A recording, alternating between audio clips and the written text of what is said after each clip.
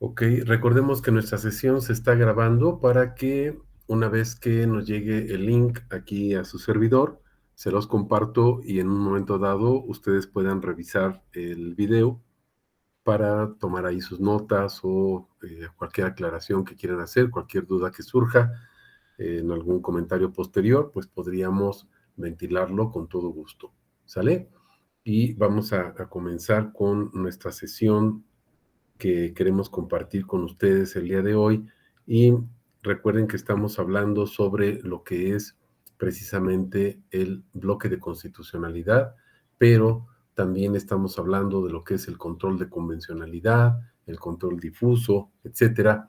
Entonces, bueno, el tema que nos ocupa en esta tarde precisamente sería el control de convencionalidad y el control difuso de constitucionalidad.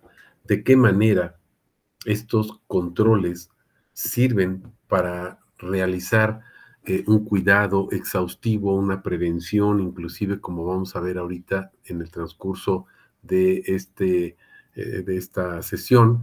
Vamos a ver cómo no solamente se trata de cuidar, de proteger, de tutelar, sino también va más allá y en un momento dado es una prevención o en su caso, si llegase a una situación más grave, entonces sería hasta una reparación del daño en el caso de los derechos humanos.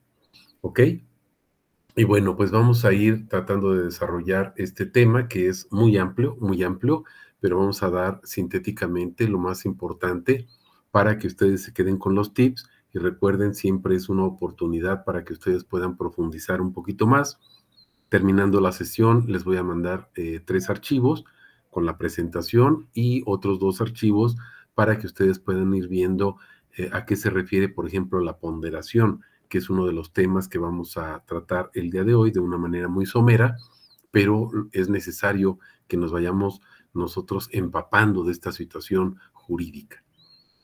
Comenzaríamos al hablar de lo que es el control de convencionalidad, comenzaríamos platicando diciendo, tratando de buscar o de orquestar qué es precisamente el control de convencionalidad.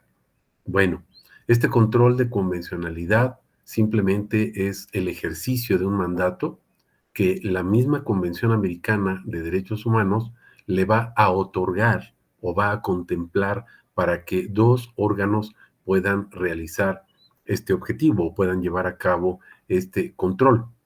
Por una parte, se le otorga este control o este ejercicio de mandato por parte de la Convención Americana a la Comisión Interamericana de Derechos Humanos.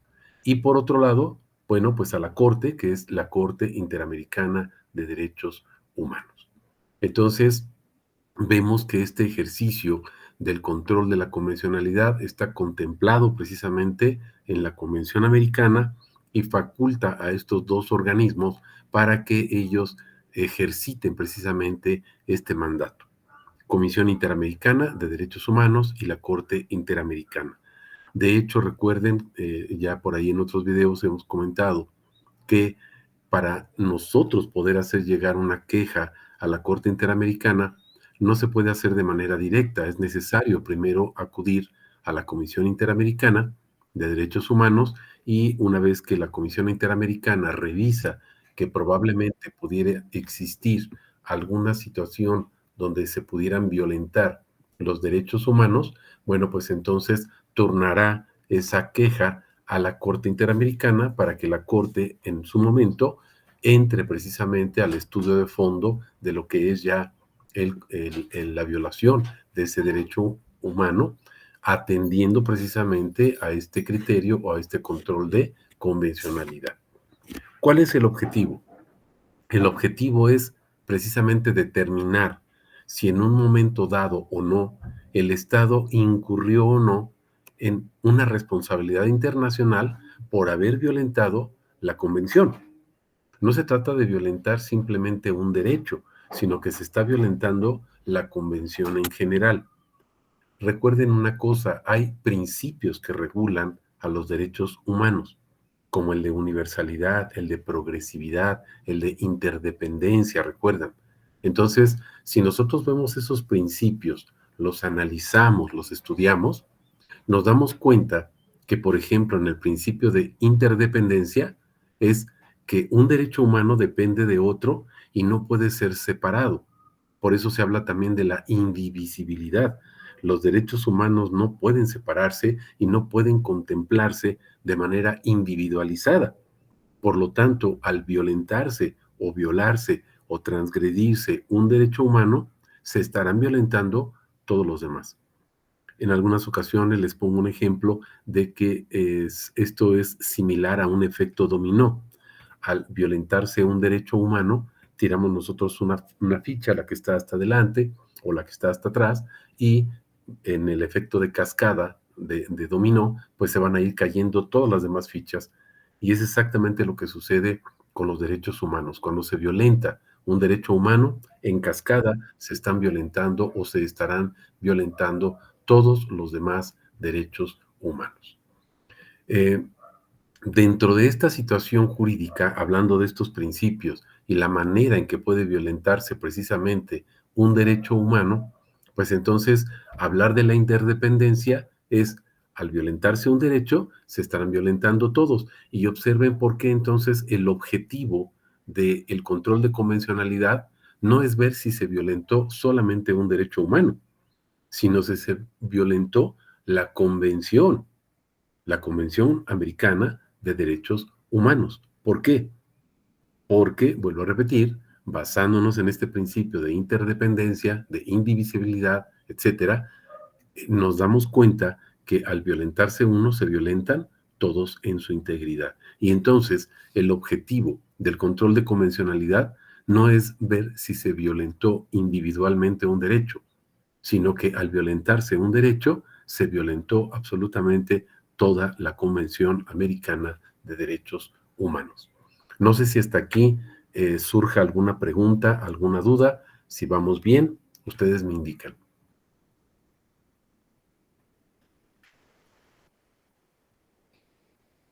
Ok, voy a continuar. Si hay algo, con toda confianza. Bien, bien, Adrián, gracias. Con toda confianza, ya saben, pueden abrir su micrófono, levantan su manita o me escriben ahí en el chat y lo vamos viendo.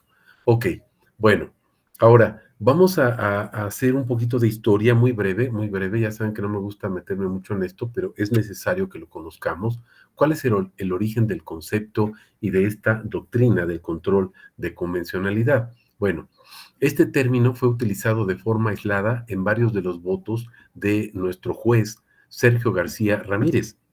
Y cuando hablo de nuestro juez Sergio García Ramírez, sabemos que él es mexicano, es el doctor Sergio García Ramírez, mexicano, y que llegó a ser presidente inclusive de la Corte Interamericana de Derechos Humanos. No solamente es juez de la Corte Interamericana, no es juez de nuestro sistema jurídico aquí en México, sino juez de la Corte Interamericana de Derechos Humanos y llegó a ser presidente también de la misma Corte.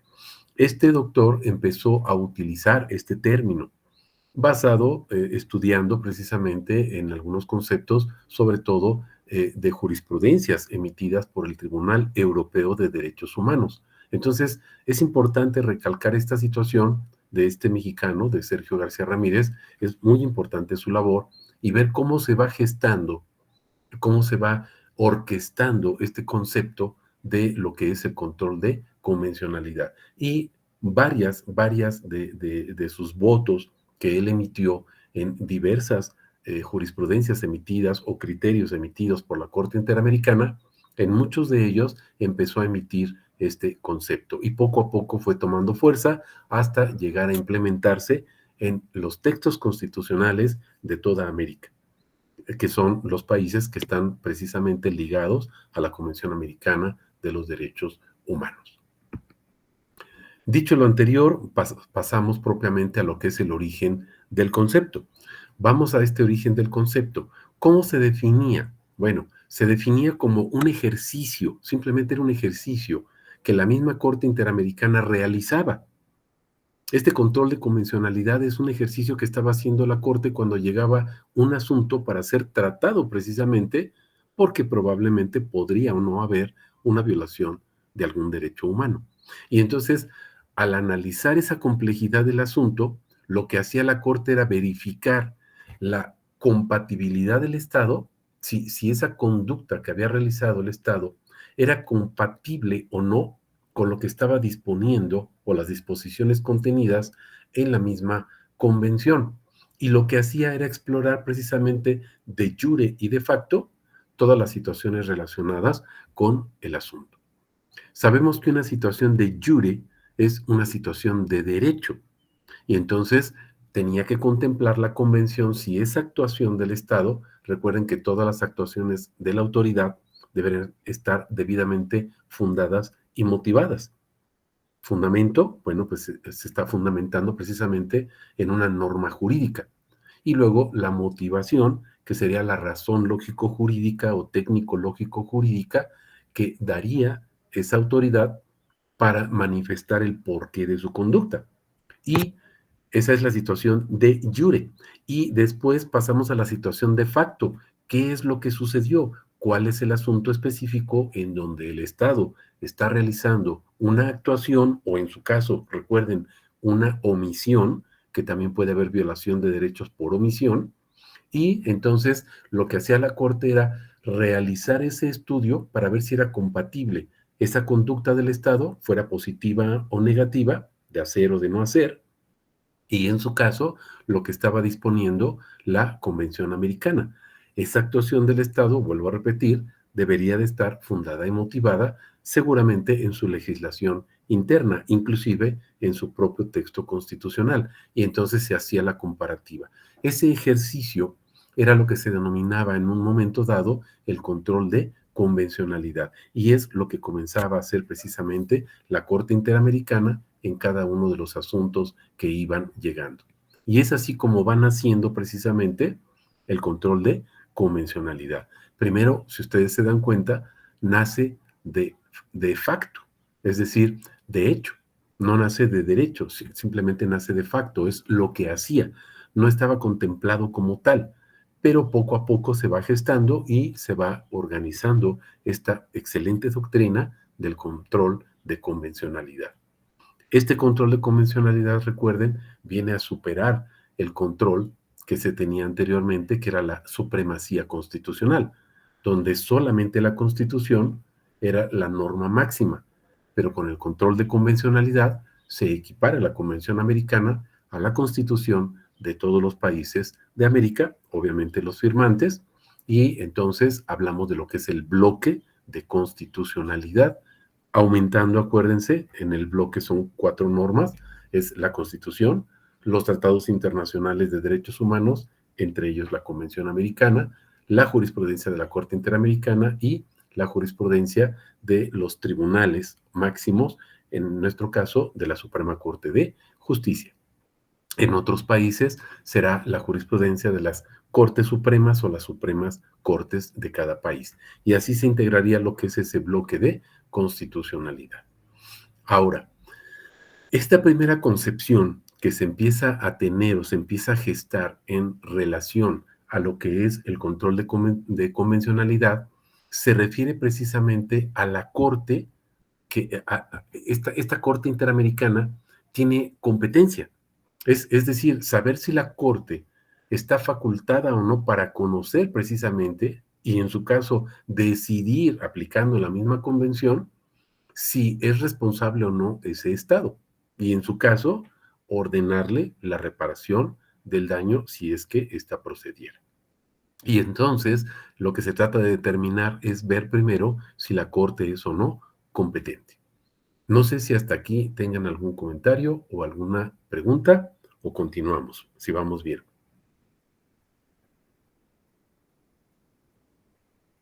Ok, vamos a continuar entonces.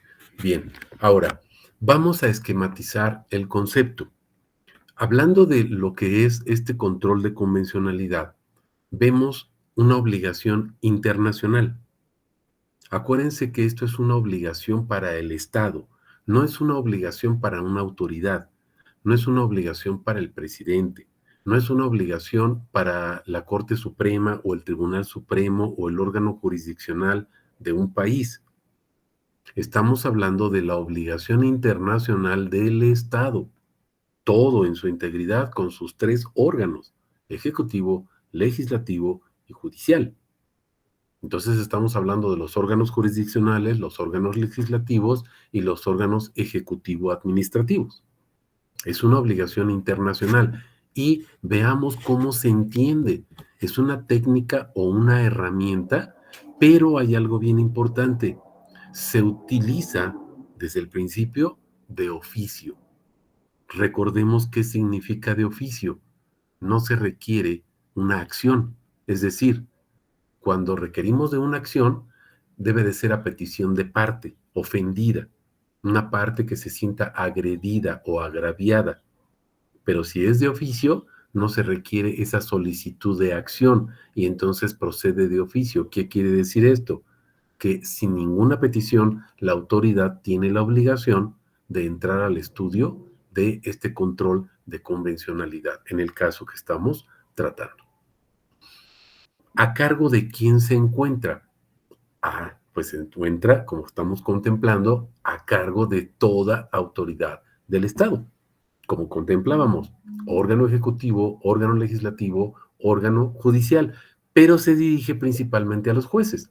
Entonces los jueces tendrán que estar observando para ver si realmente la actividad de todas las autoridades están o no sometidas a este control de convencionalidad. Es decir, ¿se acuerdan? Se hace esa comparativa de facto de jure para ver si la actuación de esa autoridad, sea de manera positiva o negativa, se equipara o no a lo que está contemplado en la convención. Por último, hablando de este esquema, vemos que es una obligación a cargo de quien está, es de oficio, y lo último que podemos comentar es, se requiere en un momento dado a las autoridades estatales que interpreten todas las normas jurídicas nacionales de conformidad con el Corpus Juris Interamericano, que sería la Convención Americana de los Derechos Humanos, y los demás tratados del sistema interamericano, incluyendo la jurisprudencia de la Corte Interamericana de Derechos Humanos. Aquí, si ustedes se dan cuenta, está prácticamente contemplado, se los sombreo aquí, está contemplado el bloque de constitucionalidad. Está la Convención y los demás tratados del sistema interamericano. Recuerden que no solamente los convenios, sino que también hay tratados de carácter internacional o pactos, como por ejemplo el Pacto Internacional de Derechos Económicos, Sociales, Culturales y actualmente del Medio Ambiente con sus protocolos. Tiene sus protocolos, 2 protocolos. Y, por ejemplo, el Pacto Internacional de Derechos Civiles y Políticos. También la Declaración Universal de los Derechos Humanos. Todos estos documentos, a pesar de que no tienen la categoría de convenios, forman parte de lo que es el sistema interamericano de control de los derechos humanos. Y entonces se consideran actualmente que forman parte del bloque de constitucionalidad. Y obviamente, bueno, tenemos aquí, fíjense, pues la jurisprudencia de la misma Corte Interamericana, ¿sale? Y nada más nos faltaría aquí incluir en este supuesto, ahorita nada más porque estamos hablando de la Corte, faltaría incluir obviamente la jurisprudencia de los tribunales supremos de cada una de los países o los estados participantes y firmantes de la Convención Americana. No sé si hasta aquí tengan alguna pregunta o algún comentario. No, profesor. Ok, continuamos. Bien, ahora, fíjense, hablando de este esquema, de lo que es este concepto del bloque de constitucionalidad, se impone, aparte de que es una obligación para la autoridad, hay una abstención de la autoridad nacional para aplicar una norma nacional que no se puede interpretar entonces de conformidad con el corpus juris. Aquí hago una pausa. Ustedes recordarán la interpretación a contrario sensu, es en sentido contrario de lo que dice la norma jurídica. Y entonces observen, aquí aplica ese principio a contrario sensu.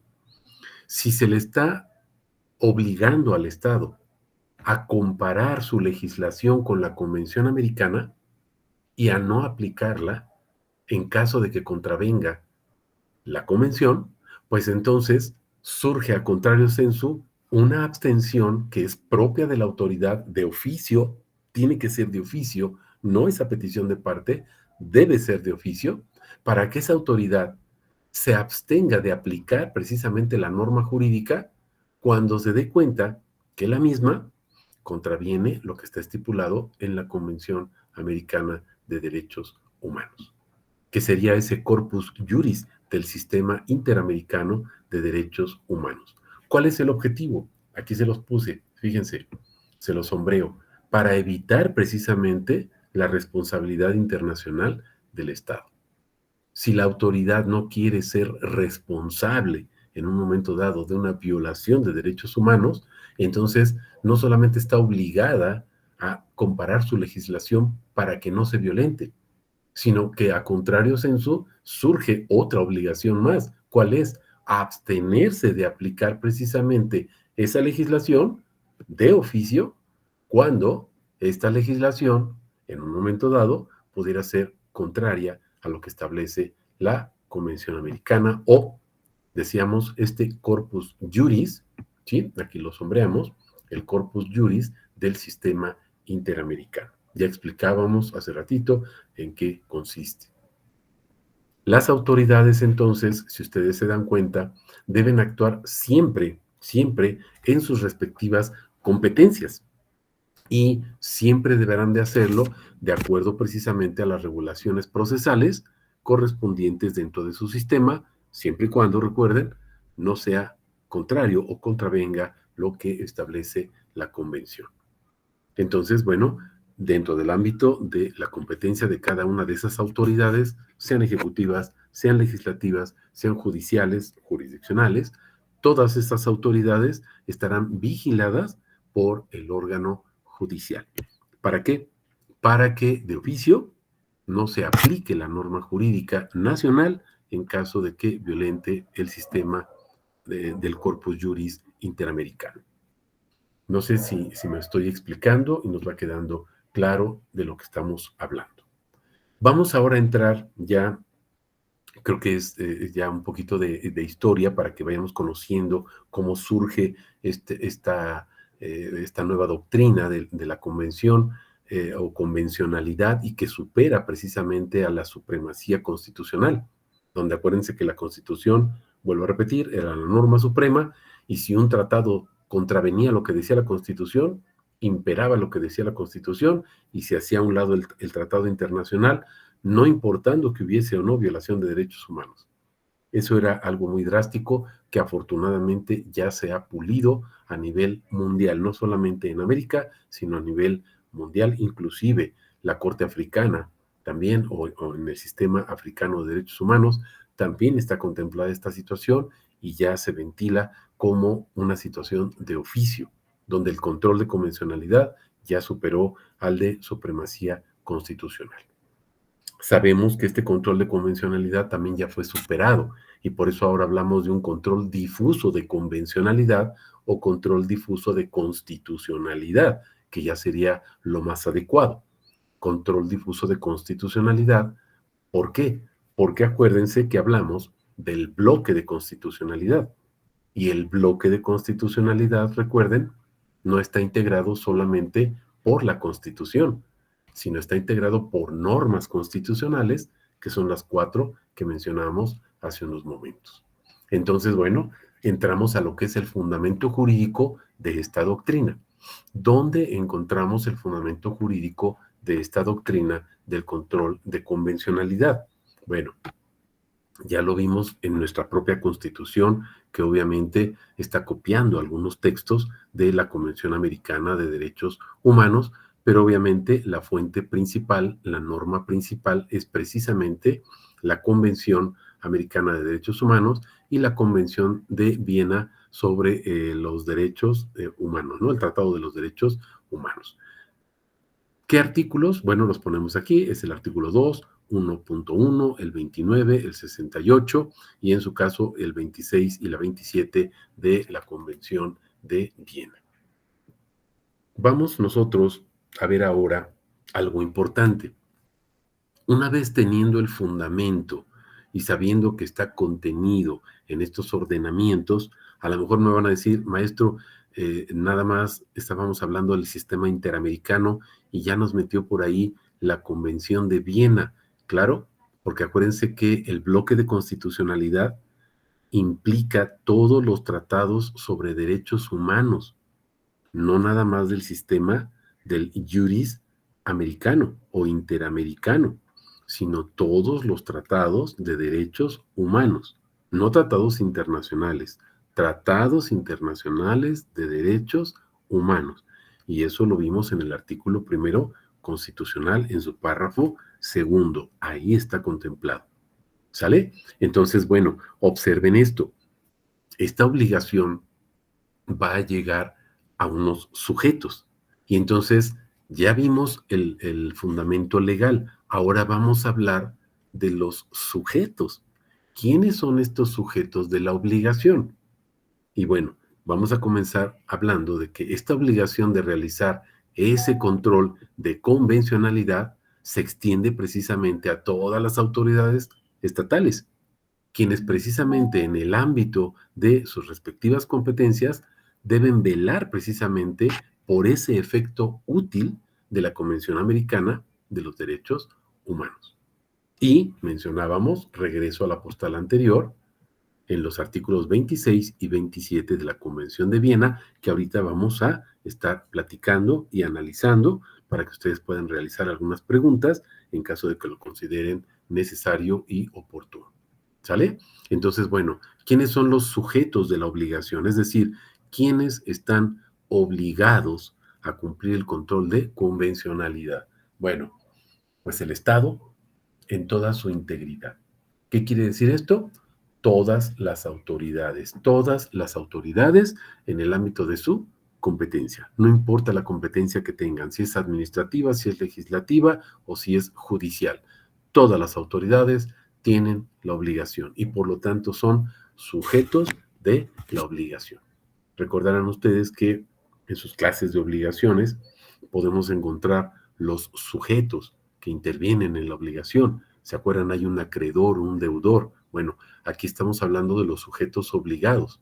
Y frente a esos sujetos obligados, pues obviamente están los acreedores. ¿Quiénes son los acreedores? Aquí hablaríamos de que el Estado es el deudor, si ustedes se dan cuenta. El Estado es el deudor. Y entonces los acreedores, ¿quiénes son? Bueno, pues el ser humano en general. Pero, recordarán, también habíamos comentado, el ser humano en general, pero conforme a la Convención Americana de Derechos Humanos, también las personas morales tienen o se contemplan como derechos humanos cuando afectan sus derechos patrimoniales, exclusivamente en ese sentido. ¿Sale? Obviamente una persona moral no tiene derecho a la vida o a la libertad de creencia religiosa, etcétera, porque son aspectos personalísimos. Pero en cuanto al patrimonio, sí puede ser violentado el derecho humano. Ahora, ya vimos entonces quiénes son esos sujetos. Por una parte está el deudor, que sería el sujeto obligado, el Estado con todas sus autoridades, y por otra parte, bueno, pues tenemos al sujeto acreedor, que sería precisamente el gobernado en un momento dado, o la persona o el ser humano, o en su caso, inclusive una persona moral, como comentábamos, cuando se ha violentado su derecho humano. ¿Cómo va evolucionando? Bueno, no sé si hasta aquí tengan alguna pregunta en relación a lo que dije de los sujetos, si hay algún comentario, con toda confianza. Profe, ¿puede repetir lo de los acreedores? Sí, claro que sí, con gusto. Fíjense, sujetos obligados, en una relación de una obligación, en una obligación va a haber dos sujetos, ¿sale? No necesariamente hay dos sujetos que estén obligados. Puede ser que un sujeto esté obligado y el otro tenga un derecho. Es una relación jurídica. Puede ser también que nada más haya una persona y esa persona está obligada. El otro tiene un derecho, pero al realizar un acto jurídico, vamos a pensar, por ejemplo, un contrato. Yo contrato con ustedes y les digo, véndanme su casa, su coche. Y entonces yo soy obligado porque les tengo que pagar el precio de ese bien que yo estoy adquiriendo. Entonces, yo soy el sujeto acreedor. El sujeto deudor, obviamente, pues es el que me tiene que entregar el bien que yo compré, pero a su vez hay una reciprocidad. Y entonces yo tengo el derecho de que ustedes me entreguen el bien que he comprado, pero tengo la obligación de pagarlo. Sí, pero ustedes tienen el derecho de que yo les pague el dinero, que les entregue el dinero. Son acreedores, pero también son deudores. Me tienen que entregar el bien que están vendiendo y que yo obviamente compré. Entonces observen, ahí hay una relación bilateral o sinalagmática. Se acordarán ahí de sus clases de contratos, donde se habla de los contratos sinalagmáticos o lo que se considera como contratos bilaterales, que sí hay una pequeña diferencia, pero no me voy a meter en eso ahorita, ¿sí? Donde hay de manera recíproca derechos y obligaciones. Cuando llevamos esto a los derechos humanos, aquí tenemos un sujeto obligado. El sujeto obligado nada más es uno. ¿Quién es el sujeto obligado? El deudor, el Estado. Cada una de sus autoridades son deudoras. Las autoridades legislativas, ejecutivas, judiciales son deudoras. ¿Quién es el acreedor? El ser humano, nosotros. Nosotros somos los sujetos acreedores. ¿Por qué? Porque tenemos derecho a exigir el cumplimiento de esa obligación. Entonces, el Estado tiene precisamente esa obligación de cumplir. ¿Me estoy explicando? Y entonces nos convertimos en acreedores frente al Estado. Si el Estado no cumple con su obligación de cuidar o proteger mis derechos, o en su caso, recuerden, las garantías judiciales o constitucionales, entonces me convierto en un acreedor y puedo acudir primero en el ámbito nacional a mis tribunales. Si no se resuelve esa situación y subsiste la violación al derecho humano, entonces acudiré al Sistema Interamericano de Derechos Humanos para que en su caso realice a través de la comisión una revisión y en su caso lo canalizará a la Corte Interamericana de Derechos Humanos para que se aboque al conocimiento profundo y fundamentado en el caso de la violación del derecho. Entonces, ¿quiénes son los acreedores? Nosotros, los seres humanos. Somos los dueños de ese derecho humano. Acuérdense que los derechos humanos son inherentes, son propios del ser humano, son nuestros. Y entonces, por eso somos acreedores de esos derechos humanos. ¿El deudor quién es? El Estado, a quien se le impone la obligación de cuidarlos, protegerlos, tutelarlos, etcétera, ¿no? En su caso, repararlos, prevenir la violación, etcétera, etcétera. ¿Me expliqué, Alejandro? Sí, sí, sí. Gracias, profe. De nada. Ok, no sé si tengan ahí alguna otra pregunta, muchachos, o mis queridos abogados y abogadas, ¿no? Ok, bien. Ahora, fíjense en esto.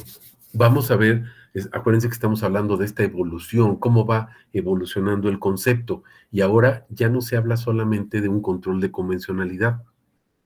Ahora es un control difuso de convencionalidad. ¿Por qué?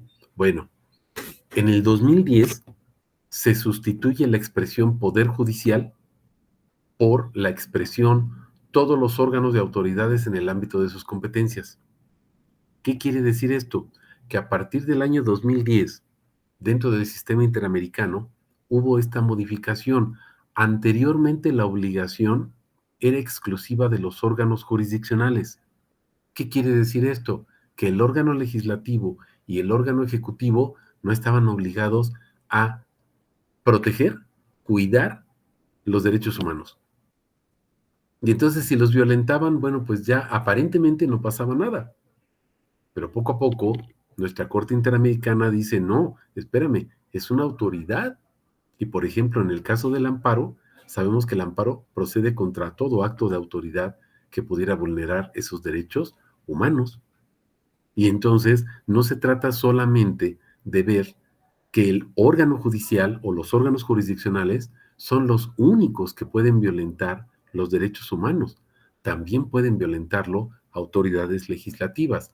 Por ejemplo, bueno, pues muy fácil. Una autoridad legislativa, ¿qué es lo que hace? Emite una norma jurídica. Por ejemplo, un reglamento, una ley. La entrada en vigor de esa ley o de ese reglamento, en general de esa norma jurídica, la entrada en vigor puede violentar derechos humanos. Y nosotros sabemos que hay un amparo contra leyes, un amparo indirecto, por ejemplo. ¿Me estoy explicando? Entonces, la autoridad legislativa también violenta derechos humanos. Vamos al caso de la autoridad ejecutiva o administrativa. Bueno, pues al ejecutar precisamente una sentencia, puede estar violentando derechos humanos. Por eso ahora el control de la ejecución de las sentencias está a cargo de un juez. Hay jueces de ejecución de sanciones, sobre todo en materia penal, que es lo más importante. ¿Se van dando cuenta? Otra situación, vámonos a un aspecto meramente administrativo, ya no relacionado con el aspecto procesal, sino procedimental. Por ejemplo, una expropiación. Una autoridad ejecutiva, por ejemplo, la federal o en su caso la local, por ejemplo, emite un decreto de expropiación porque van a pasar, no sé, el metrobús, una carretera, el metro, el aeropuerto, lo que ustedes quieran, y entonces hay un decreto de expropiación. Ese es un acto de molestia para el particular. ¿Me estoy explicando? Entonces, vean, el órgano ejecutivo puede violentar derechos humanos. Un arresto, por ejemplo, el famoso Torito aquí en la Ciudad de México, ¿no? O allá más bien en la Ciudad de México, el famoso Torito. Bueno, pues el Torito es una cuestión de carácter administrativo, porque es un arresto, pero es de carácter administrativo. Procede también el amparo, es un acto de molestia. Ya dijimos en el caso de la autoridad legislativa, la emisión precisamente de una ley, un reglamento que pueda o no violentar derechos humanos. Obviamente, en el caso del órgano judicial, pues cuando un juez emite una sentencia que es contraria precisamente a lo que está estipulado en la Convención Americana de Derechos Humanos. De esta manera, si ustedes se dan cuenta, las tres autoridades o las tres formas, los tres órganos de poder o de ejercicio del poder pueden violentar los derechos humanos. Y por ello se sustituye la expresión poder judicial. Ya no es solamente el órgano judicial quien violenta los derechos humanos, también pueden ser las otras tres autoridades. Y a partir del 2010 queda erradicado esa expresión poder judicial y en su caso se instituye todos los órganos de autoridades en el ámbito de sus competencias, incluyendo ejecutivas y legislativas, no solamente las judiciales. Y deberán precisamente, obviamente, estar incluidos los jueces, ¿verdad? Ahí están los tres órganos, están incluidos los jueces, y los jueces son los que tienen a cargo este control de convencionalidad. No queda a cargo del Ejecutivo, no queda a cargo del Legislativo, es a cargo del órgano judicial. Por eso, ustedes, ya lo hemos comentado en otras ocasiones, ustedes podrán entender por qué ahora tenemos jueces laborales. Ya anteriormente las juntas de conciliación y arbitraje, locales y federales, pertenecían al órgano ejecutivo. Ya no, porque todo esto debe de estar controlado precisamente por el órgano judicial. Entonces, si es una actividad jurisdiccional, pues es el órgano judicial quien debe de tener ese control. Y precisamente para la emisión y cuidado de las sentencias. Entonces, tiene que estar a cargo de un órgano judicial. Por eso se hace esa modificación. Me voy explicando, no sé si tengan alguna pregunta o algún comentario.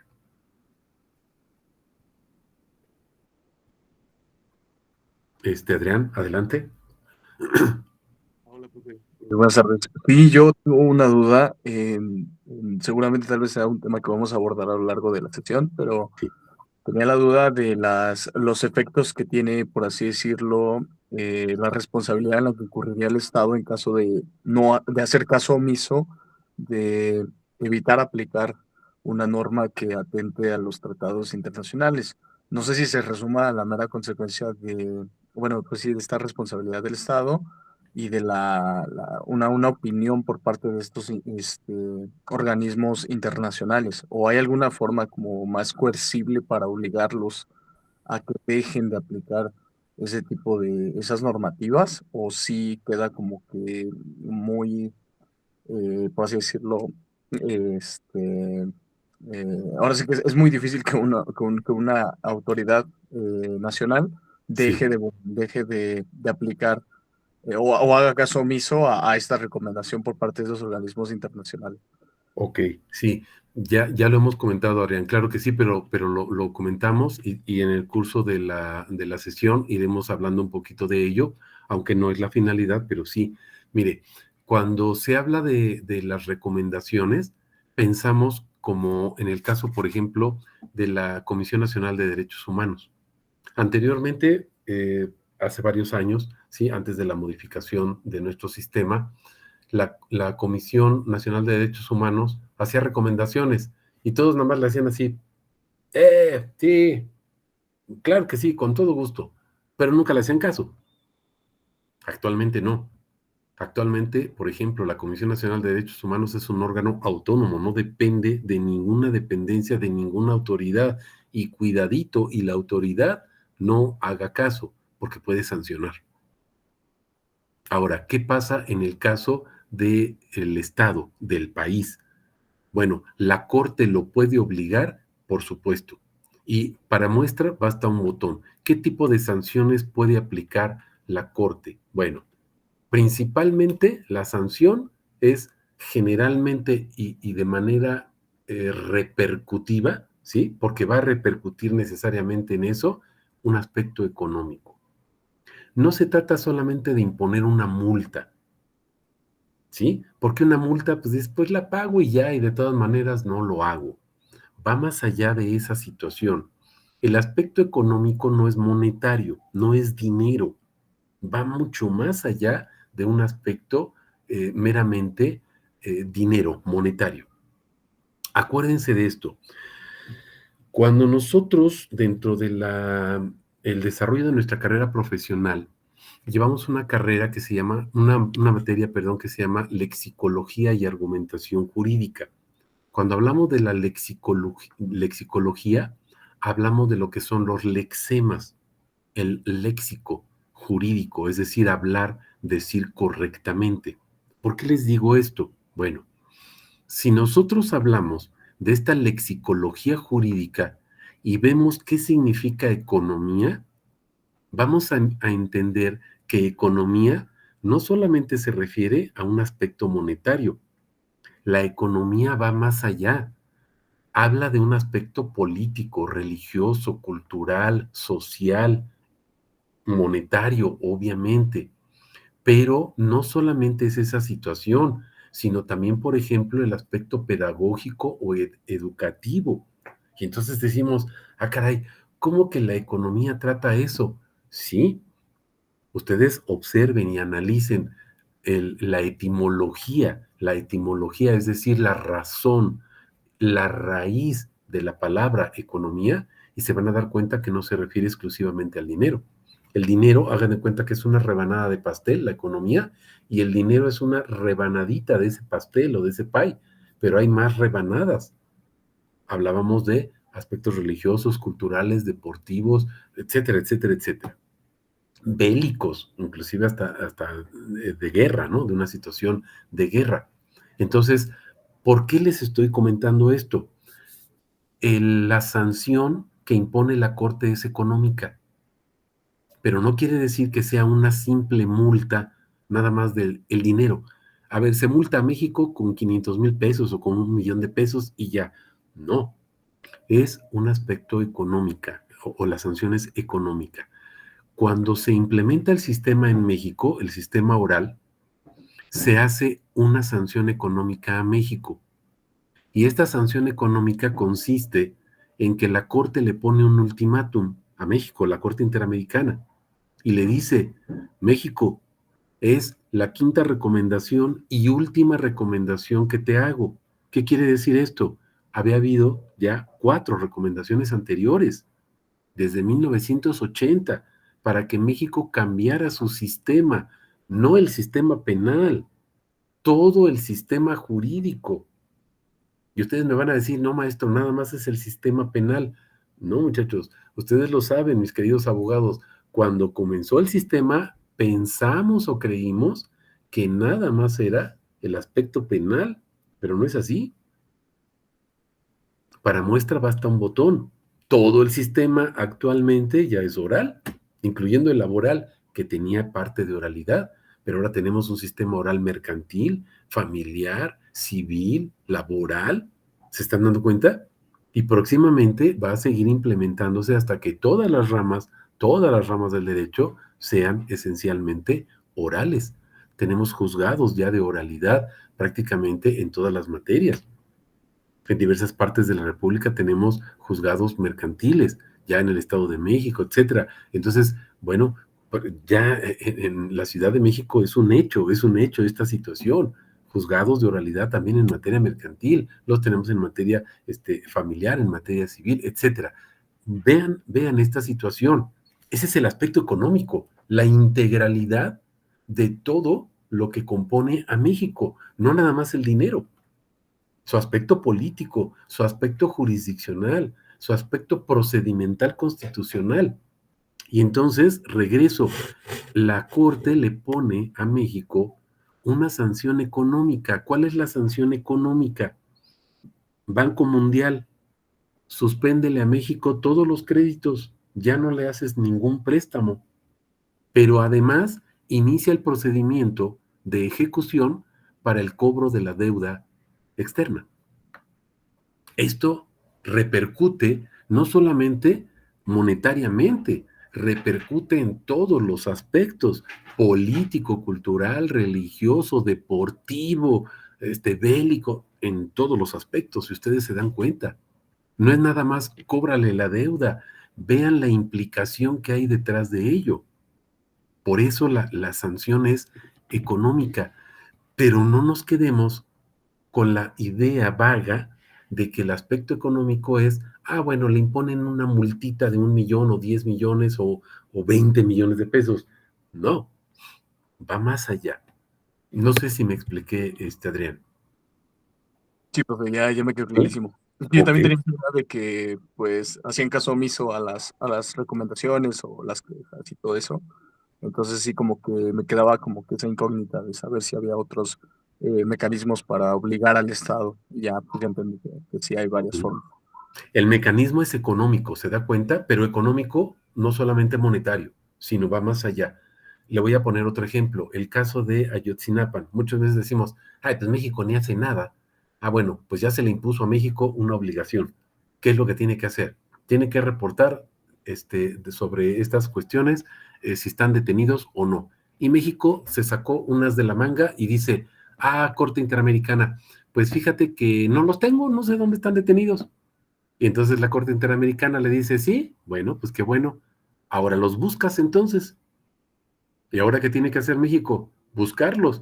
Y vean ustedes cuántas comisiones se están haciendo. Sabemos que todo esto implica gastos y sabemos que le están haciendo al cuento en un momento dado porque no van a aparecer, ¿verdad? Pero vean cómo repercute esas recomendaciones que aparentemente no tienen fuerza jurídica. Vean cómo repercute y mueve todo el sistema de una manera política, cultural. ¿Me estoy explicando? Hasta de medios masivos, todo está implicado, porque es el aspecto económico. Y entonces ahora, ahí, cuando hemos hablado del habeas corpus, ¿se acuerdan? Lo que se está violentando es el habeas corpus. El habeas corpus es, recuerden, muéstrame el cuerpo, pero ¿hasta dónde llega este principio procesal de derechos humanos o este derecho humano del habeas corpus? Es autoridad. Muéstrame el cuerpo de estos estudiantes. Es que no los tengo detenidos. No sé dónde están. Bueno, no te preocupes. Búscalos. Y entonces no es solamente muéstrame si los tienes detenidos o no. Ahora es, si me dices que no los tienes detenidos, viene una nueva obligación. Tienes la obligación de buscarlos e informar en dónde están. Y entonces México se metió ahora en camisa de 11 varas. ¿Qué tiene que hacer? Buscarlos. Y tiene que formar comisiones de búsqueda y tiene que estar rindiendo informes a la Corte Interamericana para ver cómo va esa búsqueda, si los ha encontrado o no, si hay indicios de encontrarlos o no. ¿Me voy explicando? Entonces observen cómo no es solamente es así de que, pues es la recomendación y nadie le hizo caso. No, todo esto tiene unas implicaciones monetarias también, pero de manera económica, en todos los aspectos, hasta en el aspecto cultural. Y entonces México está en el ojo del huracán y también en el ojo de la lupa de la Corte Interamericana de Derechos Humanos, porque constantemente México está siendo sancionado, ya no como antes, pero sigue siendo sancionado por violación de estos derechos humanos. Y hay un seguimiento, por supuesto que lo hay. A lo mejor no lo vemos, porque a veces me dicen, es que tarda mucho esto. Pues sí, por ejemplo, el caso Radilla Pacheco, pues 10, 12 años, sí, pero a final de cuentas México indemnizó y le costó. Y eso le costó que fuera modificado todo el sistema. Ahora vean, al modificarse el sistema, ¿qué tiene que hacer México? Reestructurar su constitución. Y eso implica, ese es el aspecto económico integral que les digo, eso implica precisamente cambios. Hay que crear tribunales especializados en oralidad. Entonces hay que capacitar jueces, hay que capacitar, por ejemplo, al órgano ejecutivo. Entonces todas nuestras policías tienen que ser capacitadas, pero como hay muchas, entonces hay que unificarlas. Y entonces viene la unificación para que haya una sola policía. ¿Se están fijando la implicación que trae todo esto? Porque aparentemente decimos, pues no pasa nada. Sí, sí pasa, la implicación de cambiar la integralidad de un país completo. ¿Por qué lo hizo México? Porque no le queda de otra. Y no solamente México, cada uno de los países que han sido condenados por la Corte Interamericana tienen que meterse en cintura y han modificado su sistema y todo su control procesal constitucional. ¿Me voy explicando? ¿Alguna pregunta o comentario? Todo bien, profe, gracias. Sale, vale. Ok, bien. Vamos a continuar entonces. Implementación de este mecanismo para el control difuso de convencionalidad o recuerden también el control difuso de constitucionalidad por lo del bloque de constitucionalidad que mencionábamos. ¿Cuál es la finalidad? Bueno, esta finalidad de este mecanismo se enfoca precisamente en la obligación que se le impone al Estado para, en su caso, promover, respetar, proteger y garantizar los derechos humanos. 4 obligaciones principales. Todo esto hace que estos órganos jurisdiccionales, de alguna manera, analicen esa norma jurídica que en un momento dado propondrían como el fundamento de su actuación o de su omisión. Recuerden que toda la actividad del Estado, sea positiva o negativa, es decir, de hacer o de no hacer, actuación u omisión, tiene que estar fundada ahí, motivada. Y entonces observen, estas autoridades, todos estos órganos, tienen que fundar y motivar para ver si esa norma jurídica pudiera o no contravenir en un momento dado los derechos humanos contenidos en la convención o, en su caso, las garantías que los protegen. ¿Quiénes están obligados a cumplir con este decreto, con este mandato? Todas las autoridades en el ámbito de su competencia. A partir del 2010, todas las autoridades, no solamente las judiciales, sino todas, absolutamente todas las autoridades. Este mecanismo, si se van dando cuenta, este mecanismo para tener precisamente ese control difuso de convencionalidad, requiere de la ley de ponderación. Ustedes recordarán qué es la ley de ponderación. Hasta me da pena preguntarles porque digo, ay, esto hasta un niño de kinder se lo sabe. ¿Alguien recuerda cuál es esa ley de ponderación? ¿En qué código está o en qué constitución, en qué reglamento? ¿Alguien recordará esa ley de ponderación? Si sí o no, no.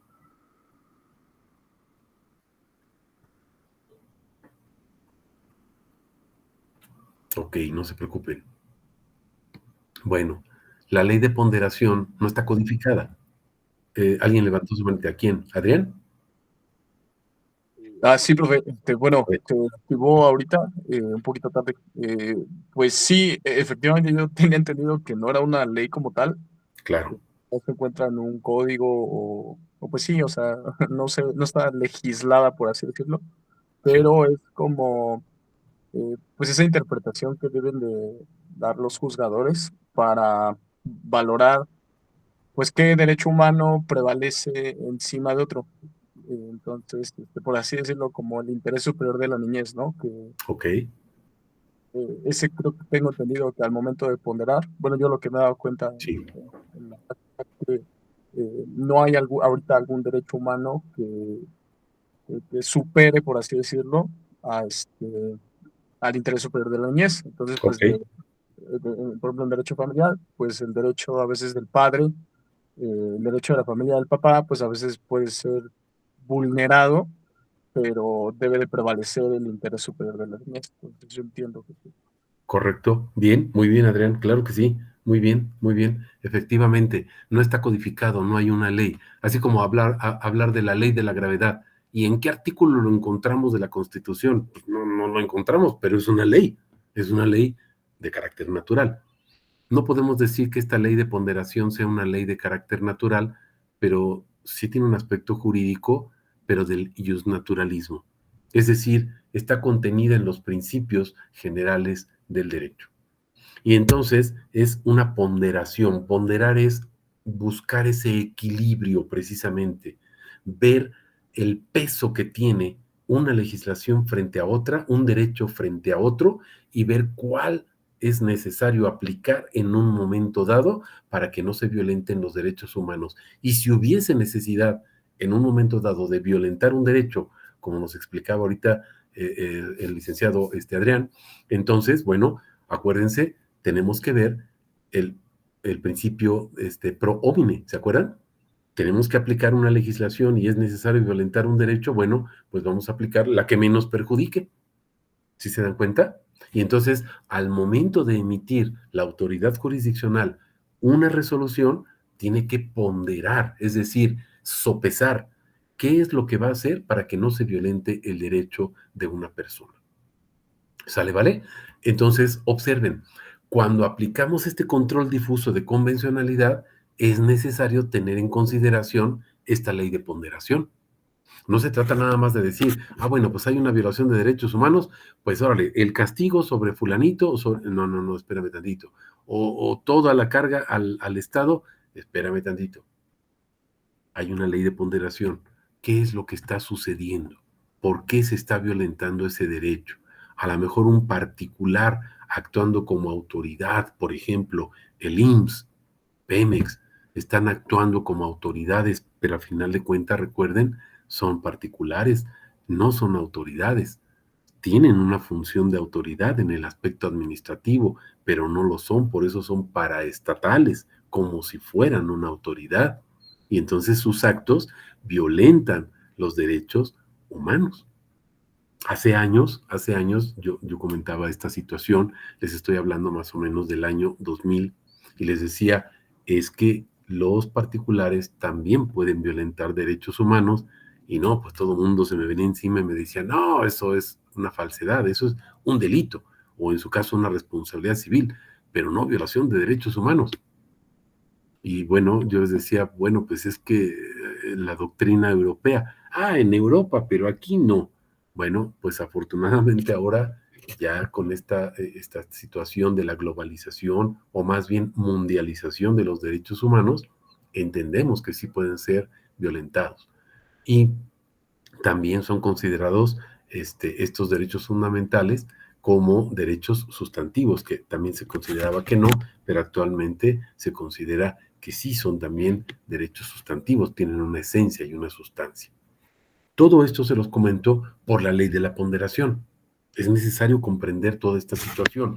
Y entonces observen, cuando se hace ese análisis, ese escrutinio, o sea, los votos, acuérdense que el escrutinio es contar los votos, ¿no? ¿Cuántos a favor, cuántos en contra? Ese escrutinio que se hace de la norma que en un momento dado pueda contravenir los derechos humanos, entonces debe contrastarse con qué. Bueno, pues entonces voy a poner esta ley de ponderación. ¿Con qué lo cotejo? ¿Cómo cotejo esta convención? Bueno, pues los derechos humanos contemplados en la Constitución.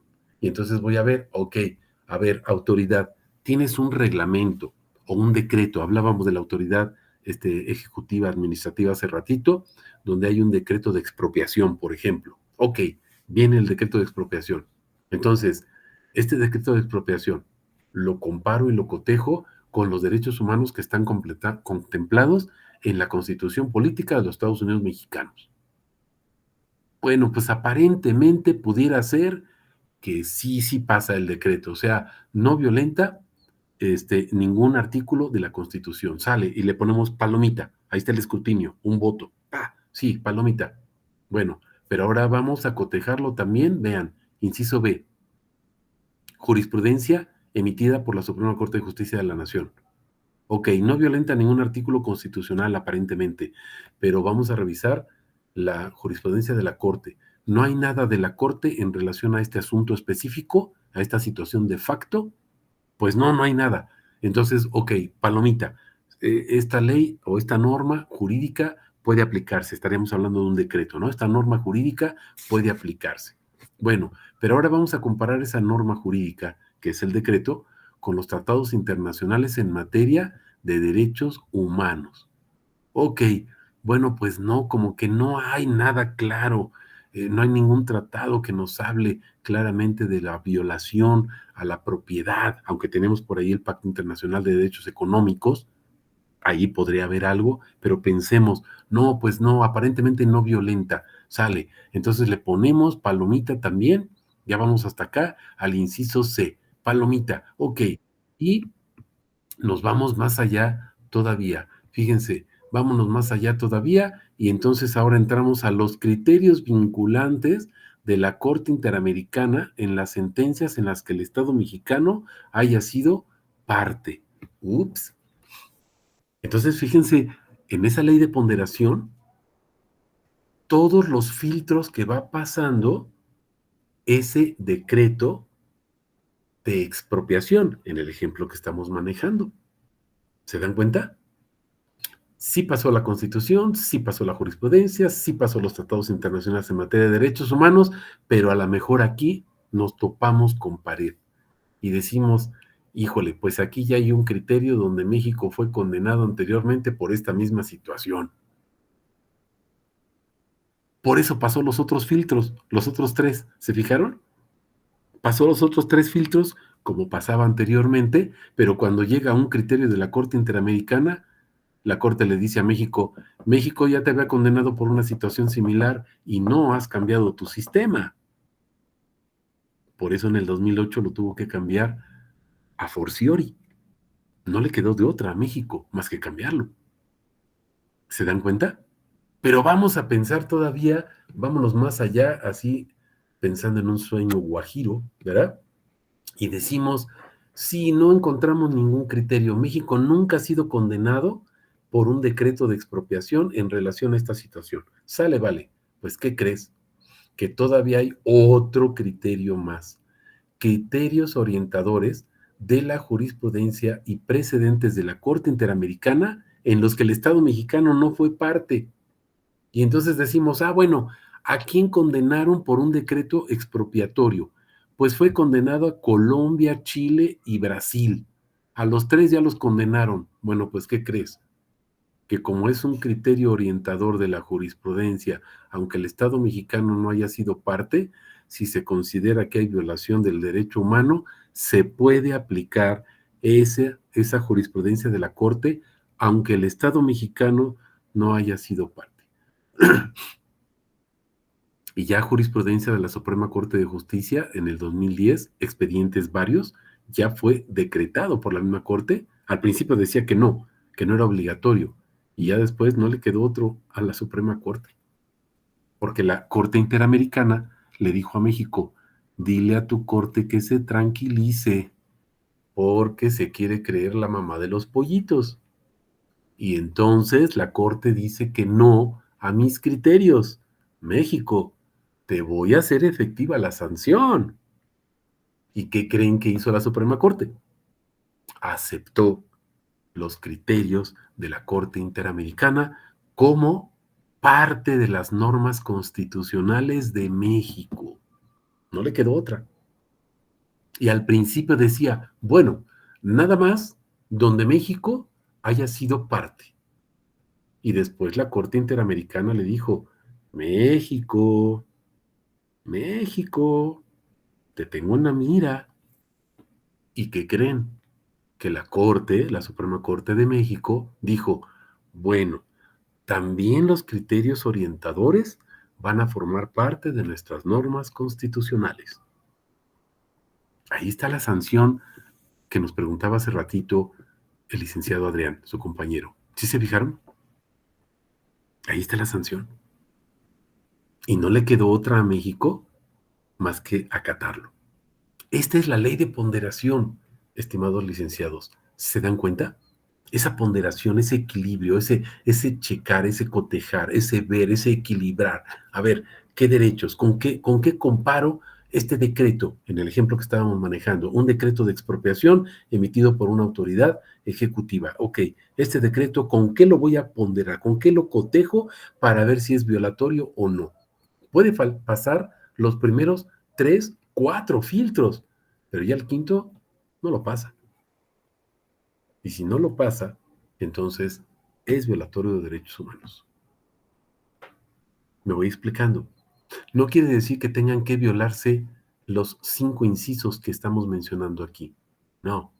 Puede pasar el A, el B, el C, inclusive hasta el D, pero el E ya no lo pasa.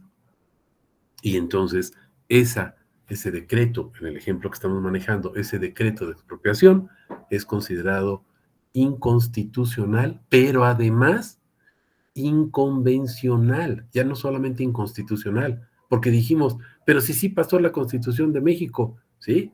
Pero ahora es inconvencional por el bloque de constitucionalidad, por este control difuso de constitucionalidad o convencionalidad. Al violentarse un criterio de la Corte Interamericana de Derechos Humanos, se están violentando, acuérdense, principio de interdependencia, igual que los derechos humanos, principio de interdependencia en los tratados. Al violentarse una jurisprudencia de la Corte Interamericana, se está violentando el bloque de constitucionalidad, es decir, la normativa constitucional de un país. ¿Por qué? Porque pertenece a América. Y entonces se está violentando el juris, el corpus juris interamericano. ¡Wow! Ese es el control difuso de convencionalidad. ¿Se están dando cuenta? Debe aplicarse esa ley de ponderación. Les voy a compartir 2 documentos interesantes que he encontrado en relación a esta ponderación. Hay muchos más, pero me parecieron bastante interesantes estos 2. Al ratito que les mande la liga, o mañana a más tardar, porque a veces tarda un poquito en llegar la liga del video, porque es un poquito pesado. Entonces les comparto la liga y les comparto también este material para que ustedes lo puedan revisar. ¿Sale? Pero bueno, no sé si vamos claros. Ustedes me dicen. ¿Alguna pregunta, algún comentario?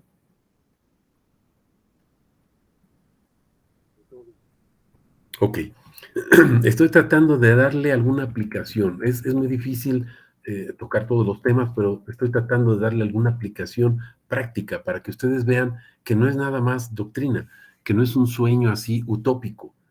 Por supuesto que es real, es algo real. Y para que vean cómo México ha sido obligado prácticamente por la Corte Interamericana no solamente a modificar su sistema, sino a aceptar la jurisprudencia de la Corte Interamericana como norma constitucional y tiene exactamente la misma jerarquía e inclusive superior jerarquía que la Constitución tratándose de derechos humanos. ¿Por qué? Porque es una norma de carácter constitucional. ¿Sale, vale? Vamos a hablar de este procedimiento del control difuso. Fíjense, hay conductas exigibles a las autoridades estatales. Aquí hay varios puntos que vamos a tratar. En este procedimiento de lo que es este control difuso de convencionalidad, acuérdense, se le van a exigir a las autoridades ciertos puntos específicos. Primero, tiene que realizar una interpretación conforme. Y aquí me van a decir, maestro, es el principio de conformidad o principio de conforme. Claro que sí. Esta interpretación conforme, ¿sí? Es Yo comparo mis leyes nacionales con los estándares interamericanos de protección de los derechos humanos. No solamente la convención, acuérdense, todo el sistema, todo el corpus juris interamericano, incluyendo la Declaración de los Derechos Humanos. Pero eso es universal, maestro, no importa. Pero América está en esa universalidad, en ese mundo, en este planeta que llamamos Tierra, y entonces está obligado. Y los pactos internacionales, maestro, esos no son de carácter interamericano. No te preocupes. ¿Qué crees? Que sí forman parte del sistema interamericano, aunque sean a nivel internacional, no solamente para América, forman parte del sistema interamericano. Maestro, pero no son convenios internacionales, porque estructuralmente no tienen la categoría de, qué bueno, pero ya la Corte Interamericana dijo que aunque sean tratados o pactos internacionales, si son de derechos humanos, tienen la misma jerarquía que cualquier norma constitucional, sea convenio, sea tratado, sea una constitución o sea jurisprudencia de los tribunales. En nuestro caso, Corte Interamericana de Derechos Humanos o en el caso de Europa, por ejemplo, Tribunal Europeo de Derechos Humanos. Quiere decir que la jurisprudencia, los criterios que emite el Tribunal Europeo de Derechos Humanos también forma parte del bloque de constitucionalidad. ¿Sale, vale? ¿Qué más? Bueno, segunda conducta que se le puede exigir a la autoridad estatal. Inaplicar, acuérdense, a contrario sensu, si es contraria esta norma nacional a los estándares internacionales de derechos humanos, entonces viene otra conducta exigible. Inaplicación de la norma cuando no pueda ser interpretada de conformidad o conforme a lo que se menciona en los estándares interamericanos de protección de derechos humanos. No sé si en estas dos primeras conductas o estos dos primeros deberes que tiene el Estado haya alguna pregunta. Ok, continuamos. Tercera conducta exigible. Actuar de manera positiva. Es decir, tiene que haber una conducta. Haz una conducta de hacer. Y en su caso, suplir las deficiencias de la legislación nacional para evitar precisamente la impunidad en casos de violaciones graves a los derechos humanos. ¿A qué se refiere esto? Bueno, esta actuación positiva es Estado mexicano, por ejemplo, en el caso de México. Estado mexicano, no tienes una normativa que proteja este derecho dentro de tu sistema jurídico. Bueno, ¿no la tienes? No te preocupes. Autoridad legislativa, créala, ponte a trabajar, haz algo. ¿Sí se fijaron? Voy a ejemplificar una situación específica que creo que nos va a quedar muy clara. México, tienes que dar mayor protección a las mujeres. Ups, es que pues como que no tengo mucha legislación. ¿No tienes? Hazla. Pon a trabajar a tu órgano legislativo y que haga legislación que proteja a las mujeres. ¿Ya para qué les cuento más? Ustedes saben todo lo que ha sucedido en relación a la protección de la mujer en México. Esto es una recomendación de la Corte Interamericana, precisamente por las muertas de Ciudad Juárez, desafortunadamente. Tuvo que llegar hasta la Corte Interamericana para que México hiciera algo. A lo mejor me van a decir, maestro, pero es que eso no ha solucionado el problema. Bueno, una ley no soluciona el problema, es cuestión de educación. Pero por lo menos México ya no puede decir, es que no tengo legislación. ¿No la tienes? Pues hazla, como en el caso de Ayotzinapa. No tienes el cuerpo, no los tienes detenidos, pues búscalos. ¿Se van dando cuenta? A la Corte Interamericana no le podemos salir. Hagan de cuenta, un doctor nos decía, hagan de cuenta que es la mamá a la Corte. Llegas con la mamá y le dices, ¿por qué no te dice tu cama? Ah, es que estaba, no, bueno, pues entonces hazlo. Es que no encontré, pues búscalo. Es que no tenía, pues a ver cómo le haces, pero lo consigues. ¿Se dan cuenta? La Corte Interamericana es la mamá de los pollitos. No le puedes salir con que es que por este motivo no, bueno, pues entonces haz esto. Pues entonces búscale por allá, pues entonces haz esto otro. No le puedes salir con una negativa. A final de cuentas, tienes que cumplir lo que se te está ordenando. Cuarta conducta que se le impone a las autoridades. Acuérdense, los 3 órdenes: ejecutivo, legislativo, judicial. Utilizar los controles de convencionalidad y obviamente el control difuso de convencionalidad o constitucionalidad como técnicas para el debido cumplimiento de las sentencias de la Corte Interamericana de Derechos Humanos cuando el Estado, en este caso el Estado mexicano, sea condenado. Ups. ¿Se dan cuenta?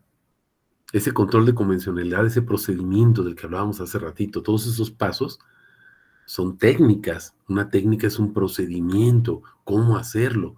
La Corte obliga a México a realizar todas estas técnicas de control, esa situación de comparar, ¿se acuerdan? Con la Constitución, con los tratados, con la jurisprudencia de la Corte Interamericana, donde México sea parte, y aunque no sea parte, etcétera. Todo lo que comentábamos, entonces hay que hacerlo. Toda esa técnica está implícita. Esta utilización de estos controles es para eso, son técnicas precisamente para que se puedan cumplir efectivamente las sentencias emitidas de la Corte Interamericana. Es que no tengo el procedimiento para dar cumplimiento a lo que me dijo la Corte Interamericana. ¿No lo tienes? Pues hazlo. Órgano legislativo, ¿no tienes un procedimiento, un reglamento? Hazlo. Ejecutivo, es que no tengo un decreto, entonces hazlo, emítelo. Órgano judicial, es que mis jueces no están preparados para, pues entonces darles cursos y los preparas, pero lo haces. ¿Se dan cuenta? Esa es la sanción que me preguntaba Adrián. A veces pensamos que las sanciones son nada más un aspecto monetario. No, es económico. Los invito a que ustedes profundicen en la palabra economía para que se den cuenta toda la implicación que tiene. A algunos de ustedes les pude dar la materia de derecho económico y ahí veíamos esta situación. Durante la licenciatura, ahí veíamos esta situación, que no es nada más un aspecto monetario, sino que implica todos los demás órdenes que estábamos contemplando. Aspectos políticos, principalmente culturales. ¿Sale? Ok. No sé si hasta aquí tengan alguna pregunta con estos dos conductas más que debe realizar toda autoridad. Ok, vamos a la quinta. Vamos a la quinta conducta que debe realizar en este procedimiento de ese control difuso. Una incorrecta aplicación del control difuso por parte de un juzgador de primera instancia puede ser reparada ex oficio por una segunda instancia. ¿Sí? Puede ser reparada ex oficio. Y aquí me faltó una F. ¿Sí? Ahí seguramente el corrector me lo corrigió, pero acuérdense que es ex oficio. Ahí lo señala si se fijan como error, pero bueno, es ex oficio. ¿Qué quiere decir esto? Bueno, puede ser, acuérdense que de oficio, todas las autoridades judiciales deben cerciorarse que la norma que van a aplicar no contravenga lo que es el bloque de constitucionalidad, en términos lisos y llanos. ¿Sale? Puede que un juez de primera instancia diga, no voy a aplicar esta norma jurídica de oficio, sin que se lo pidamos, porque considera que contraviene el bloque de constitucionalidad. Pero a lo mejor la contraparte dice, oye, espérame tantito, juez, no está contraviniendo derechos humanos, al contrario, lo estás ayudando y a mí sí me estás perjudicando y estás violentando mis derechos. Esta norma no es inconstitucional o no es inconvencional o no va en contra de la jurisprudencia de la Corte Interamericana o los criterios de simplemente orientadores. No contraviene el bloque de constitucionalidad. Bueno, entonces podemos llegar a una segunda instancia. Y la segunda instancia, la autoridad, en este caso, por ejemplo, en nuestro caso, magistrados, ¿sí? podrán analizar el asunto y decir, efectivamente, esta norma no es inconvencional, no contraviene lo que está decretado en la Convención o, por ejemplo, en la Constitución o en general el bloque de constitucionalidad. No contraviene ninguna de las normas constitucionales. Y por lo tanto, ese decreto o esa resolución que emitió, por ejemplo, un juez de primera instancia diciendo de oficio que era inconvencional, un juez o magistrado de segunda instancia podrá reparar ex oficio y decir sí, sí es convencional. O sea, como que le regresa, déjenme decirlo así, que no sería el término correcto, pero le regresa su vestimenta, su túnica limpia y dice, esta norma es constitucional y por lo tanto sí puede aplicarse. ¿Me expliqué, mis queridos licenciados? Preguntas.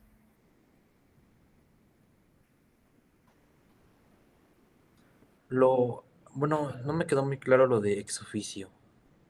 Sí, en primera instancia, o sea, acuérdense que hay diversas instancias. Primera instancia es el primer juez o grado de conocimiento que tiene la autoridad.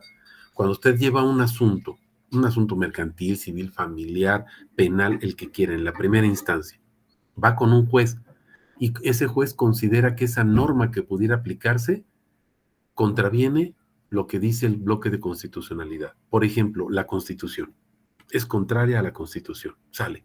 Y entonces dice, no podemos aplicar esta norma jurídica, este reglamento, este decreto, lo que sea, cualquier norma jurídica, no se puede aplicar porque violenta los derechos humanos. Pero la contraparte va a decir, no, espérame tantito, no está violentando los derechos humanos. Entonces va a acudir a una segunda instancia, un segundo grado de conocimiento, jueces superiores.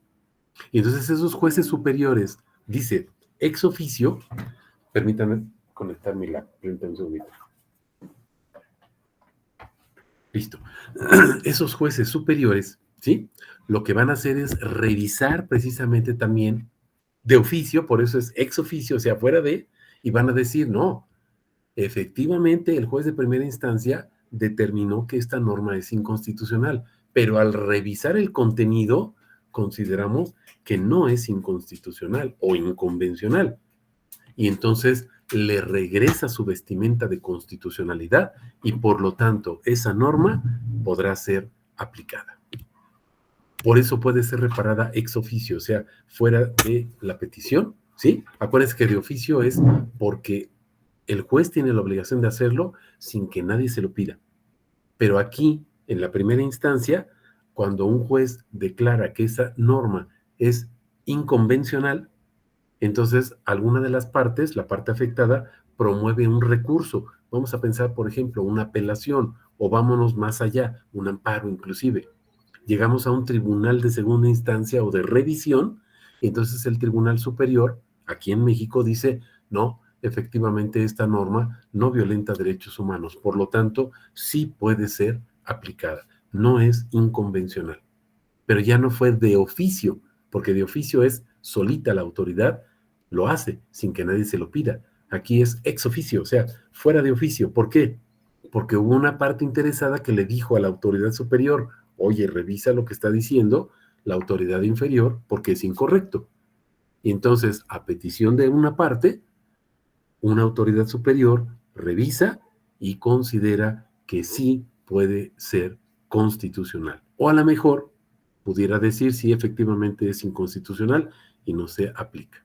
Pero ya sería de ex oficio, es decir, ahora sí a petición de parte, ya no porque tenga la obligación la autoridad de verlo, sino porque hubo petición de una parte que fue agraviada, entonces entra una autoridad superior, revisa esa situación y le regresa, déjenme decirlo así, su constitucionalidad a esa norma jurídica. ¿Me expliqué? Sí, profe, ya un poquito más claro. Sí. Ok, sale. Bien. Bueno, sí, sí la vimos. Ok, bien. Ahora, hablábamos de ese fundamento legal. ¿Se acuerdan? Comisión Interamericana. Artículo 41, inciso F, de esta convención. Fíjense lo que comenta. La comisión tiene la función, acuérdense que es la Comisión Interamericana de Derechos Humanos, ¿sale? Que es el órgano encargado de recibir las quejas aquí en nuestro sistema jurídico y si procede, lo canaliza a la Corte Interamericana, ¿sale? Entonces, la comisión tiene la función principal de promover la observancia y la defensa de los derechos humanos. Y en el ejercicio de su mandato tiene las siguientes funciones y atribuciones. Vamos al inciso F, fíjense.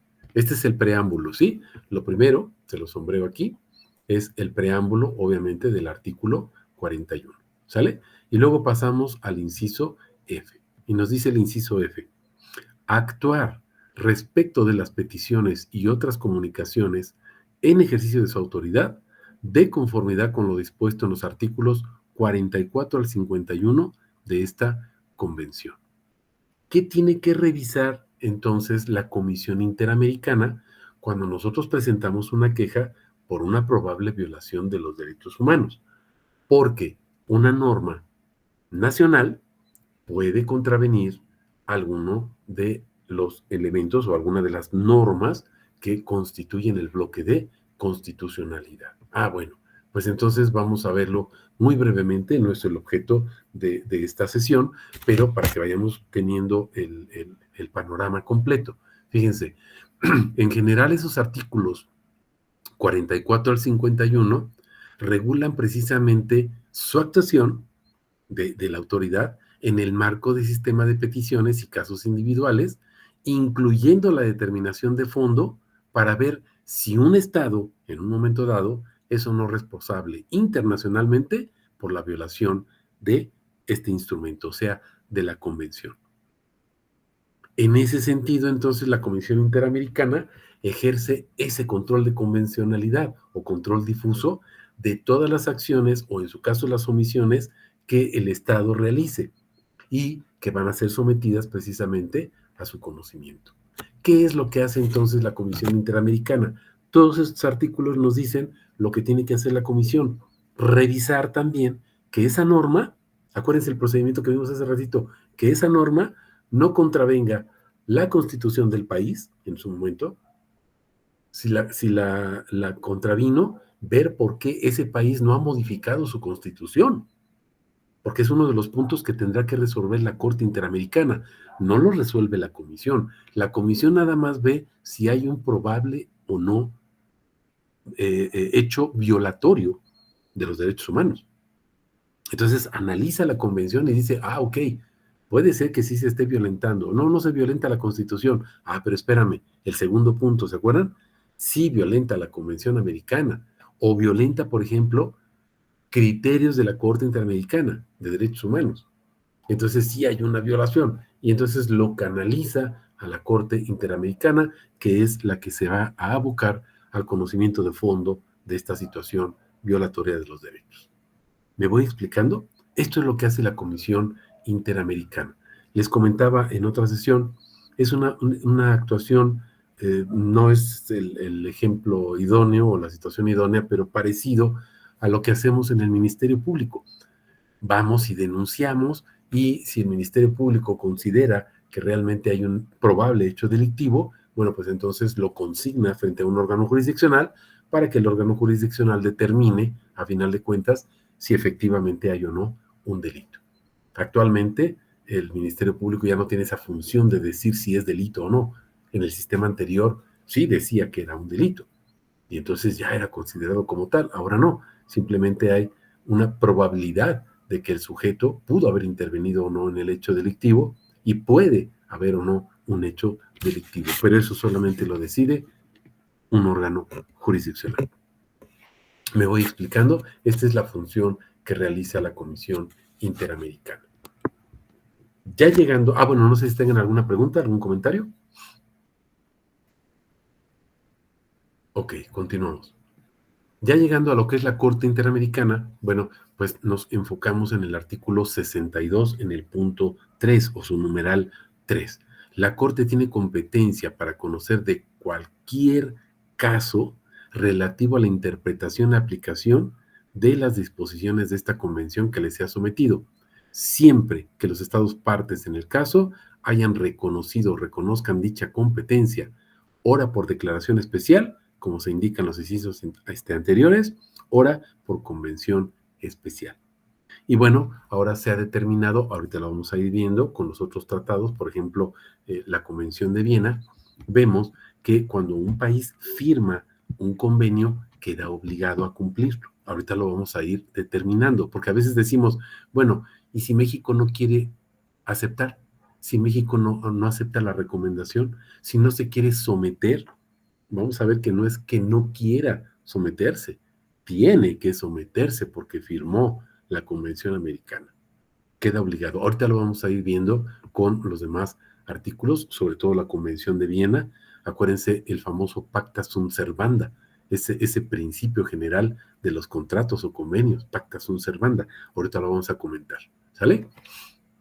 Ahora, observen algo más. Este control de convencionalidad que deben ejercer las autoridades en el ejercicio de sus funciones, observen, debe ser parte del diario ejercicio del poder público, no solamente órganos judiciales, sino ejecutivos y legislativos inclusive. Entonces, esto es de oficio. Aquí, este punto que te estoy dando aquí es lo que significa precisamente de oficio. Es parte de la obligación del Estado. No necesitas pedírselo. Él tiene la obligación de cuidar que toda su actuación, la normativa que va a fundar y motivar, acuérdate, sea acorde a lo que marca la convención. Otro punto más. La razón de ser de esta afirmación es que todas las autoridades, acuérdate, en sus diferentes ámbitos de competencia, no importa la jerarquía que tengan, pueden comprometer la responsabilidad internacional de un Estado. Y por eso todas las autoridades en el ámbito de su competencia tienen la obligación de cuidar que no se vulneren esos derechos. Si no se ajustan sus funciones o su actividad o su actuación a la normativa internacional, pues entonces no pueden aplicarla. No pueden aplicar esa norma jurídica. ¿Me voy explicando? ¿Preguntas o comentarios?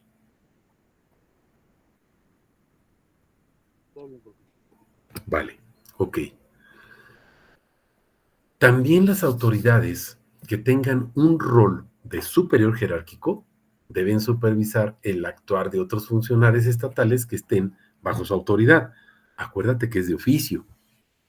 Entonces, tenemos, por ejemplo, pues el presidente de la Suprema Corte debe de vigilar que sus ministros no vayan a violentar derechos humanos. Ah, bueno, pues el presidente del Tribunal Superior de Justicia del Estado de México, de la Ciudad de México, debe de cuidar que sus jueces y magistrados no violenten. Ah, es que el secretario de Seguridad Pública, pues debe de vigilar el secretario de Educación Pública, de Seguridad Pública, de Salud, debe de vigilar que las autoridades que están por debajo de él y que están como subordinados no violenten los derechos humanos. No solamente toda la autoridad, cualquier autoridad puede violentarlos, pero los superiores tienen una doble carga, no violentar los derechos y cuidar que sus autoridades inferiores no las violenten. ¿Se dan cuenta hasta dónde llega la recomendación de la Corte Interamericana? No es nada más, bueno, pues todas las autoridades, sí, pues hay, oye, la violó fulanito de tal, pues ese es su problema. No, esa autoridad tiene un superior, y entonces llaman a cuentas a ese superior. Y por eso hay muchos despidos de jefes, de secretarios de Estado. ¿Por qué? Porque un inferior no cumplió y violentó derechos. Y entonces, ¿qué es lo que hacen? Como en la película de Alicia, córtenle la cabeza y para afuera ese funcionario. Por esta obligación que se tiene. ¿Se dan cuenta? Esas son las sanciones, es la repercusión de las sanciones de la Corte Interamericana de Derechos Humanos. La cesación de un funcionario o de un servidor público en su caso. Hasta allá llega la sanción. Entonces, observen el último punto que ponemos aquí. El ejercicio del control de convencionalidad tiene una importante función preventiva. ¿Se dan cuenta? El superior debe de cuidar que sus inferiores o sus subordinados no violenten las garantías. Esto es una función preventiva de violación de derechos humanos, que es lo que habíamos comentado en el artículo primero constitucional. No solamente tiene la obligación de cuidar, proteger, tutelar, sino también de prevenir la violación de los derechos humanos. Hablando de esta prevención, aquí te lo puse sombreado, resaltado, para que lo podamos ver y con mayúsculas. Dice el artículo primero en su párrafo tercero de nuestra Constitución: todas las autoridades, en el ámbito de sus competencias, tienen la obligación de promover, respetar, proteger y garantizar cuatro primeras obligaciones: los derechos humanos, de conformidad con los principios, ya los hemos mencionado hace ratito, universalidad, interdependencia, indivisibilidad y progresividad. En consecuencia, el Estado deberá, fíjate, cuatro obligaciones más: prevenir, investigar, sancionar y reparar las violaciones a los derechos humanos en los términos que establezca la ley. ¿Hay algún fundamento para esta prevención? Sí, artículo primero, párrafo tercero de nuestra Constitución. Las autoridades superiores tienen la obligación de supervisar que sus inferiores no violenten derechos humanos. ¿Dónde está esa obligación? ¿En qué reglamento? No me interesa en qué reglamento, depende de la autoridad que sea. El artículo primero, párrafo tercero, lo determina. Y ya nada más buscas qué tipo de autoridad es, si es legislativa, si es ejecutiva o si es judicial, y buscas pues su legislación o su reglamentación interna de ese órgano, y obviamente ahí va a surgir esa responsabilidad. Pero ya tienes un fundamento constitucional. Artículo primero, párrafo tercero. Esta responsabilidad internacional de los estados, que son parte firmante de la Convención Americana, ¿sí?, se ve comprometida por las acciones y las omisiones de cualquier agente estatal que pudiera en su momento infringir esas obligaciones de respeto a las garantías que se establecen precisamente en el artículo 1, en su numeral 1 de la Convención Americana. Es responsabilidad internacional del Estado. Pero es que fue una autoridad, no me importa qué tipo de autoridad haya sido, el Estado es el responsable. Es como el Ejecutivo.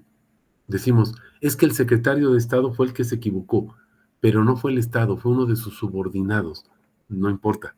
El que se equivocó fue el titular de ese órgano ejecutivo. ¿Quién es? Federal, el presidente. Estatal, el gobernador del estado. Pero fue fulanito, el gobernador del estado o el presidente es el responsable. Lo mismo sucede aquí. ¿Se dan cuenta? El superior es el responsable. En este caso, el Estado mexicano es responsable, no importa cuál de sus autoridades fue la que violentó el derecho humano o la garantía judicial. ¿Qué dice este artículo primero? Su numeral 1 de la Convención. La obligación de respetar los derechos, así se titula el artículo primero. Y fíjate su numeral 1. Los estados partes en esta convención. Observa, los estados partes. No dice el órgano judicial de un estado, o el órgano ejecutivo de un estado, o el órgano legislativo, o los órganos, no dice eso. Dice los estados. ¿Te acuerdas que hablábamos de los sujetos obligados? Los deudores. Los estados. Los estados partes en esta convención se comprometen. Ahí está lo que comentábamos hace ratito. Bueno, hay un criterio de si el Estado quiere o no cumplir. Fíjate lo que dice este artículo 1, en su numeral 1. Ahí está el fundamento legal de lo que te comentaba hace ratito. Los estados partes en esta convención se comprometen a respetar los derechos y libertades reconocidos en ella. No es si quieren. Están comprometidos. ¿Se fijaron? Y además dice, y garantizar su libre y pleno ejercicio a toda persona que esté sujeta a su jurisdicción. Toda persona, no importa si es nacional o extranjero, no importa. A toda persona que esté sujeta a su jurisdicción. Y observa, sin discriminación alguna por motivos de raza, color, sexo, idioma, religión, opiniones políticas o de cualquier otra índole, origen nacional, social, posición económica, nacimiento o cualquier otra condición social. ¡Wow! Es parte de lo que dice nuestro artículo primero constitucional en su párrafo primero. ¿Se dieron cuenta?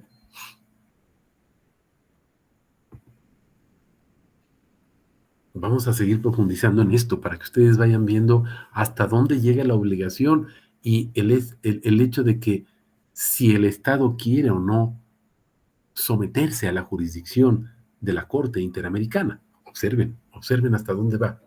Este control de convencionalidad, ¿sí?, está sometido al principio pacta sunt servanda.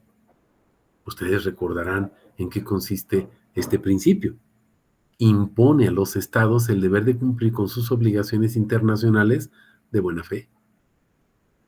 Acuérdense, el pacta sunt servanda, las obligaciones se hicieron para cumplirse. Si tú te obligaste en un contrato, en un convenio, y lo firmaste, no puedes decir, ya no quiero cumplir.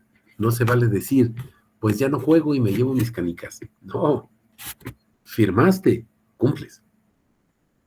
De este principio, entonces, observa, fíjate las consecuencias legales y jurídicas que se producen por este principio pacta sunt servanda.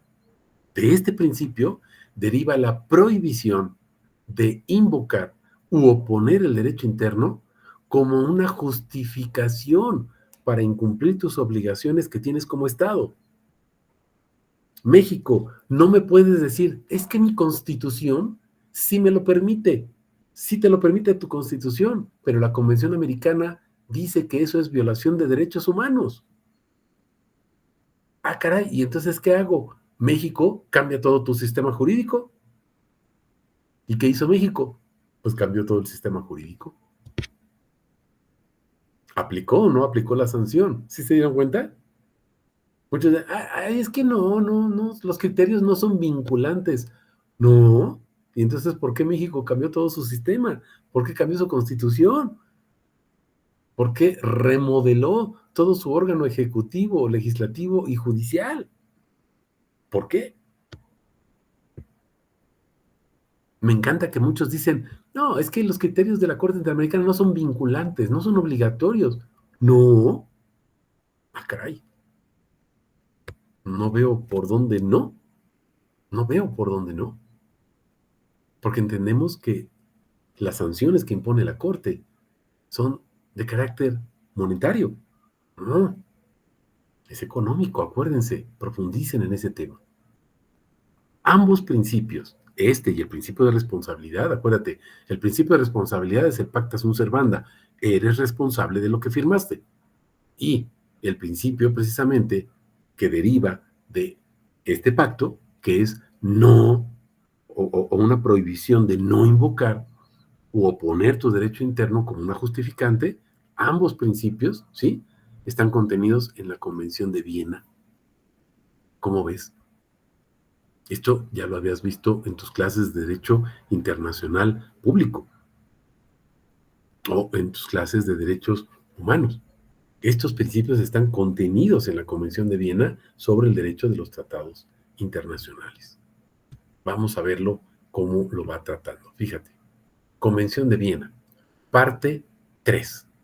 La observancia, aplicación e interpretación de los tratados, sección primera, denominada Observancia de los tratados. ¡Wow!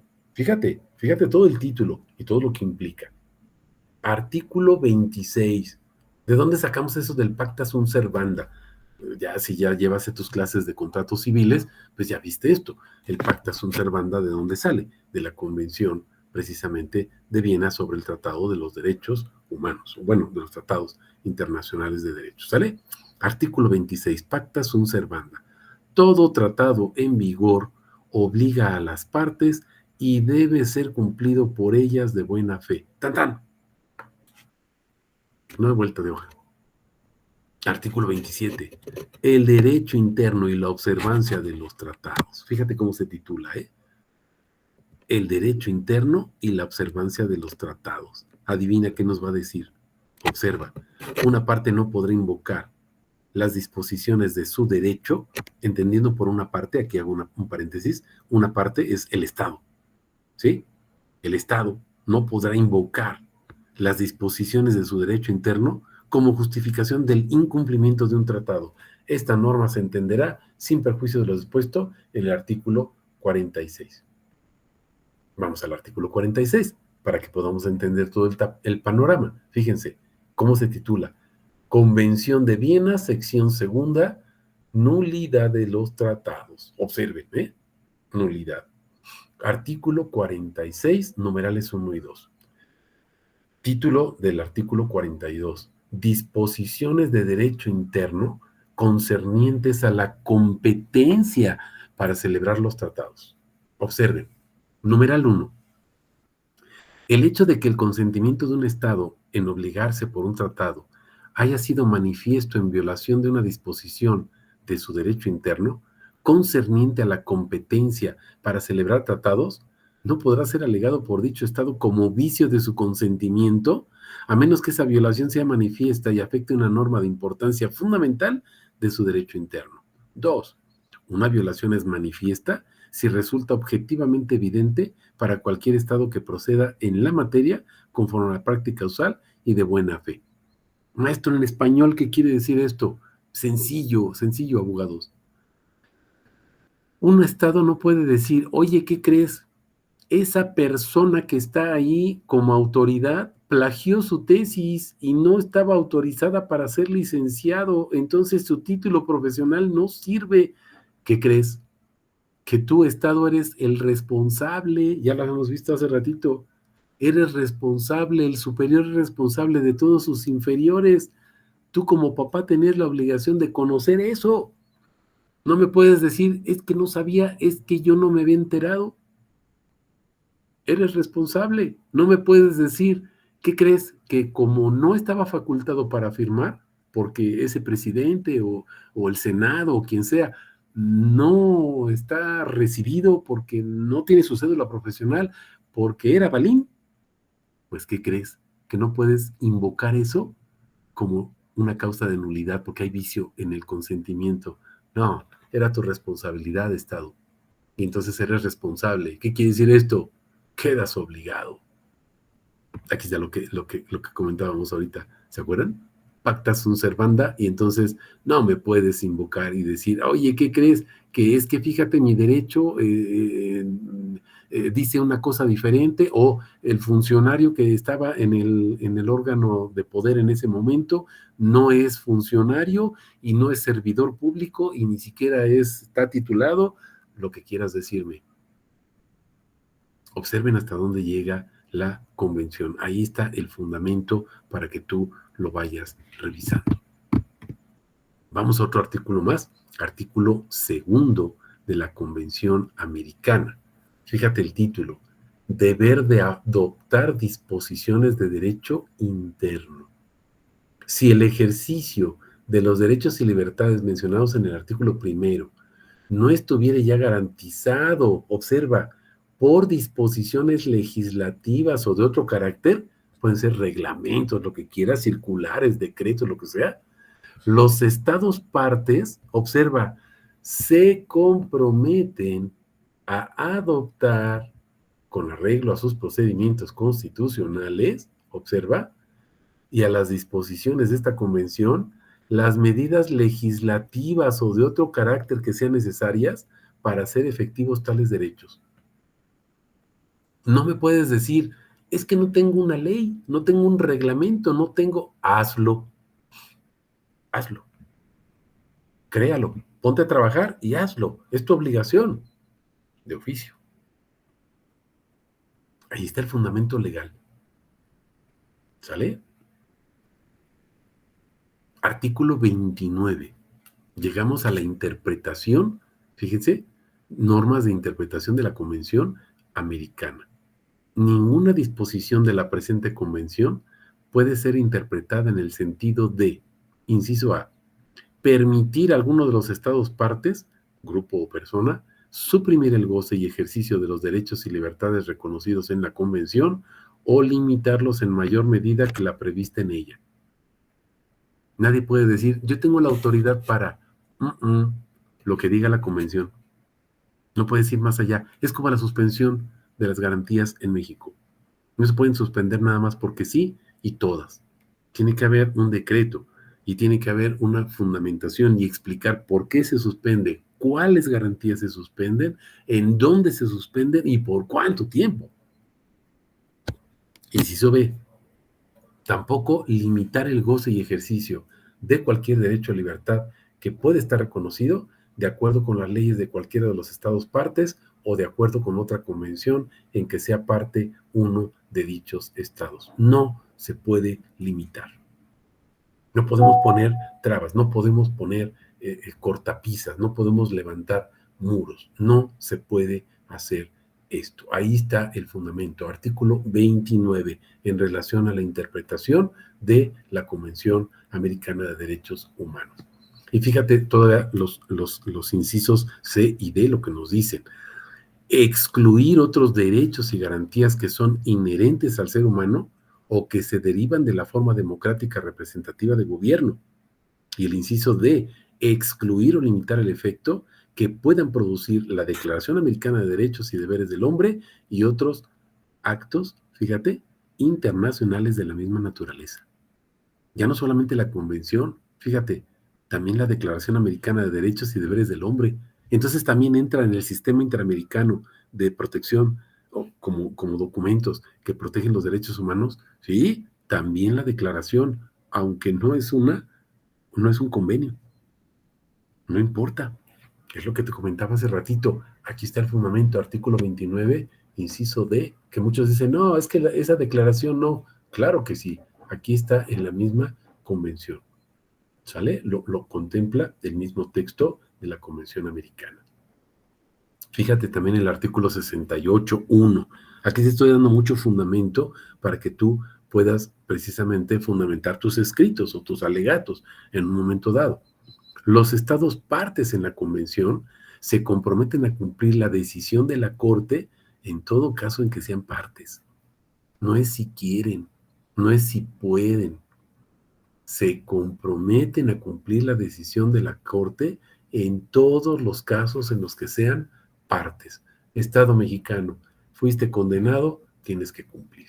Y si no, sancionado. Ya vimos las sanciones económicas o esa sanción económica a lo que se refiere. Nuestro artículo primero, párrafo tercero que ya hemos comentado. ¿Qué autoridades? Ya nos vamos a enfocar ahora en cuáles son esos sujetos. ¿Cuál es el fundamento constitucional para decir cuáles son los sujetos obligados? ¿Quiénes son los obligados a cumplir, salvaguardar, proteger, cuidar los derechos humanos de acuerdo con la Convención? Todas las autoridades. Con eso queda explicado lo que estamos comentando. Todas las autoridades. No está hablando de una. Todas las autoridades. ¿Alguna pregunta, comentario? Ok. Entonces, todas las autoridades. Ya habíamos leído este párrafo tercero. Aquí lo que quiero centrar es que ustedes observen quién es el obligado. México. Al hablar de todas sus autoridades, está hablando de México. México en toda su integralidad. Órgano ejecutivo, legislativo y judicial. Los tres. O las tres esferas de poder. ¿Sale? Y bueno, pues por último te dejo aquí las fuentes de consulta. Hay un video ahí de el doctor, ay, se me fue su apellido, pero tú velo, habla sobre precisamente el control de convencionalidad y control de constitucionalidad, el control difuso. Está muy interesante. En términos generales, toca algunos de los puntos que estuvimos tratando ahorita. Es un video corto, no dura mucho. Obsérvalo, ahí te dejo el link. Te lo mando también en las presentaciones en un ratito en PDF. Te comparto esta presentación para que tú lo tengas y puedas observarlo, puedas profundizar en el tema. Muchachos, no sé si tengan alguna pregunta, algún comentario, algo que me quieran decir. Adelante, con toda confianza. De mi parte quedó todo claro, profesor, sin problema. Ok, muy bien, Arturo, muchas gracias. Adrián, adelante. Sí, gracias. Bueno, a mí me quedó un poquito la duda Sí, del tema, pues ya un poquito más, pues práctico, en el sentido de que cómo se podría formalizar pues sería una denuncia o una queja ante la Comisión, Interamericana. ¿Es vía internet o existe algún tipo de, alguna sí, oficialía? Ok. sí. Pueden ingresar. Acuérdense que es una queja. Lo que usted presentaría sería una queja precisamente ante la Comisión Interamericana. Hay procedimientos específicos. Échese un clavado ahí a la página de la Corte Interamericana de Derechos Humanos y hay un rubro que habla de la Comisión Interamericana. De ahí viene el procedimiento específico. De hecho, también ya algunos de sus compañeros me habían comentado en un chat por separado que les interesaría ver ese tema. Entonces, bueno, no sé si quieran que lo tratemos. Yo lo iba a tratar en 2 o 3 sesiones más, pero si quieren lo podemos tratar el próximo lunes de una vez, esa forma en que debe realizarse la petición de esta queja y cuáles son los parámetros que deben de cumplirse. Hay un procedimiento específico, es una situación de carácter administrativo, pero es interesante y bueno, podremos decir, aparentemente es un poco difícil, pero si le vamos agarrando la onda, es muy, muy sencillo el procedimiento que se sigue. ¿Sale? Entonces, si gustan, pues yo con todo gusto modifico simplemente el orden de los temas que tengo y adelantamos este tema para el próximo lunes, si así lo deciden, y con todo gusto lo compartimos, claro que sí. Profe, ¿y ¿Sale? no afectaría ese orden? O sea, por decir, si usted ya lo había programado para 2 sesiones No, más, no afecta no, nada, no hay algo antes algún tema que tengamos que ver que venga involucrado en los temas que dejamos. específico. No, no, no, Arturo, no, porque si se fijan, los temas están interrelacionados entre sí. Es como un bloque, ¿no? Como digamos, como un muégano, y son pedazos que vamos viendo ahí, pero al final de cuentas tenemos los ingredientes. Entonces, por ejemplo, realizar un trámite de una queja, se fijan que ahorita empezamos a profundizar un poquito más y a poner algunos casos prácticos, alguna situación práctica o concreta, el cómo hacerlo. Y entonces precisamente quiero empezar a llegar a eso, cómo lo hacen o cómo lo hacemos, ¿no? Porque luego decimos, sí, pues tú presenta la queja, sí, pero ¿qué? ¿Cómo? ¿Dónde? ¿Con quién voy? ¿A quién le digo? ¿Qué requisitos debo de reunir, no? O a quién acudo, ¿sí me explico? Entonces no interfiere para nada, ¿sale? Ok, sí, Sí, entonces sin problema, así que los compañeros, si no hay ningún inconveniente, pues lo hacemos. claro, claro que sí, sí, perfecto. Ok, bueno, pues no sé si tengan algún otro comentario, muchachos. A lo mejor me extendí un poquito, fui a lo mejor en algunos puntos un poco rápido, pero bueno, tratamos de dar, acuérdense, lo esencial y de alguna manera si surgen algunos puntos, algunas dudas como esta, por ejemplo, ya hay otros temas que se van a tratar específicamente para eso, como es el caso de la presentación de la queja, ¿no? Ante la Corte, bueno, ante la Comisión Interamericana, no la Corte, sino la Comisión Interamericana de Derechos Humanos, ¿vale? Pero con todo gusto lo tratamos. ¿Sale, vale? ¿Alguna pregunta, algún otro comentario? No, profe, bueno, yo no. Ok, bueno, pues excelente noche, mis queridos licenciados, a todos y licenciadas. Y en breve les mando el link para que ustedes puedan revisar el video y también les mando la presentación y los documentos que les comentaba en relación a la ponderación. ¿Sale, vale? Sí, profesor, le agradezco mucho. Muchas Excelente gracias. noche para todos. Hasta luego. Gusto en verlos. Hasta luego. Hasta luego.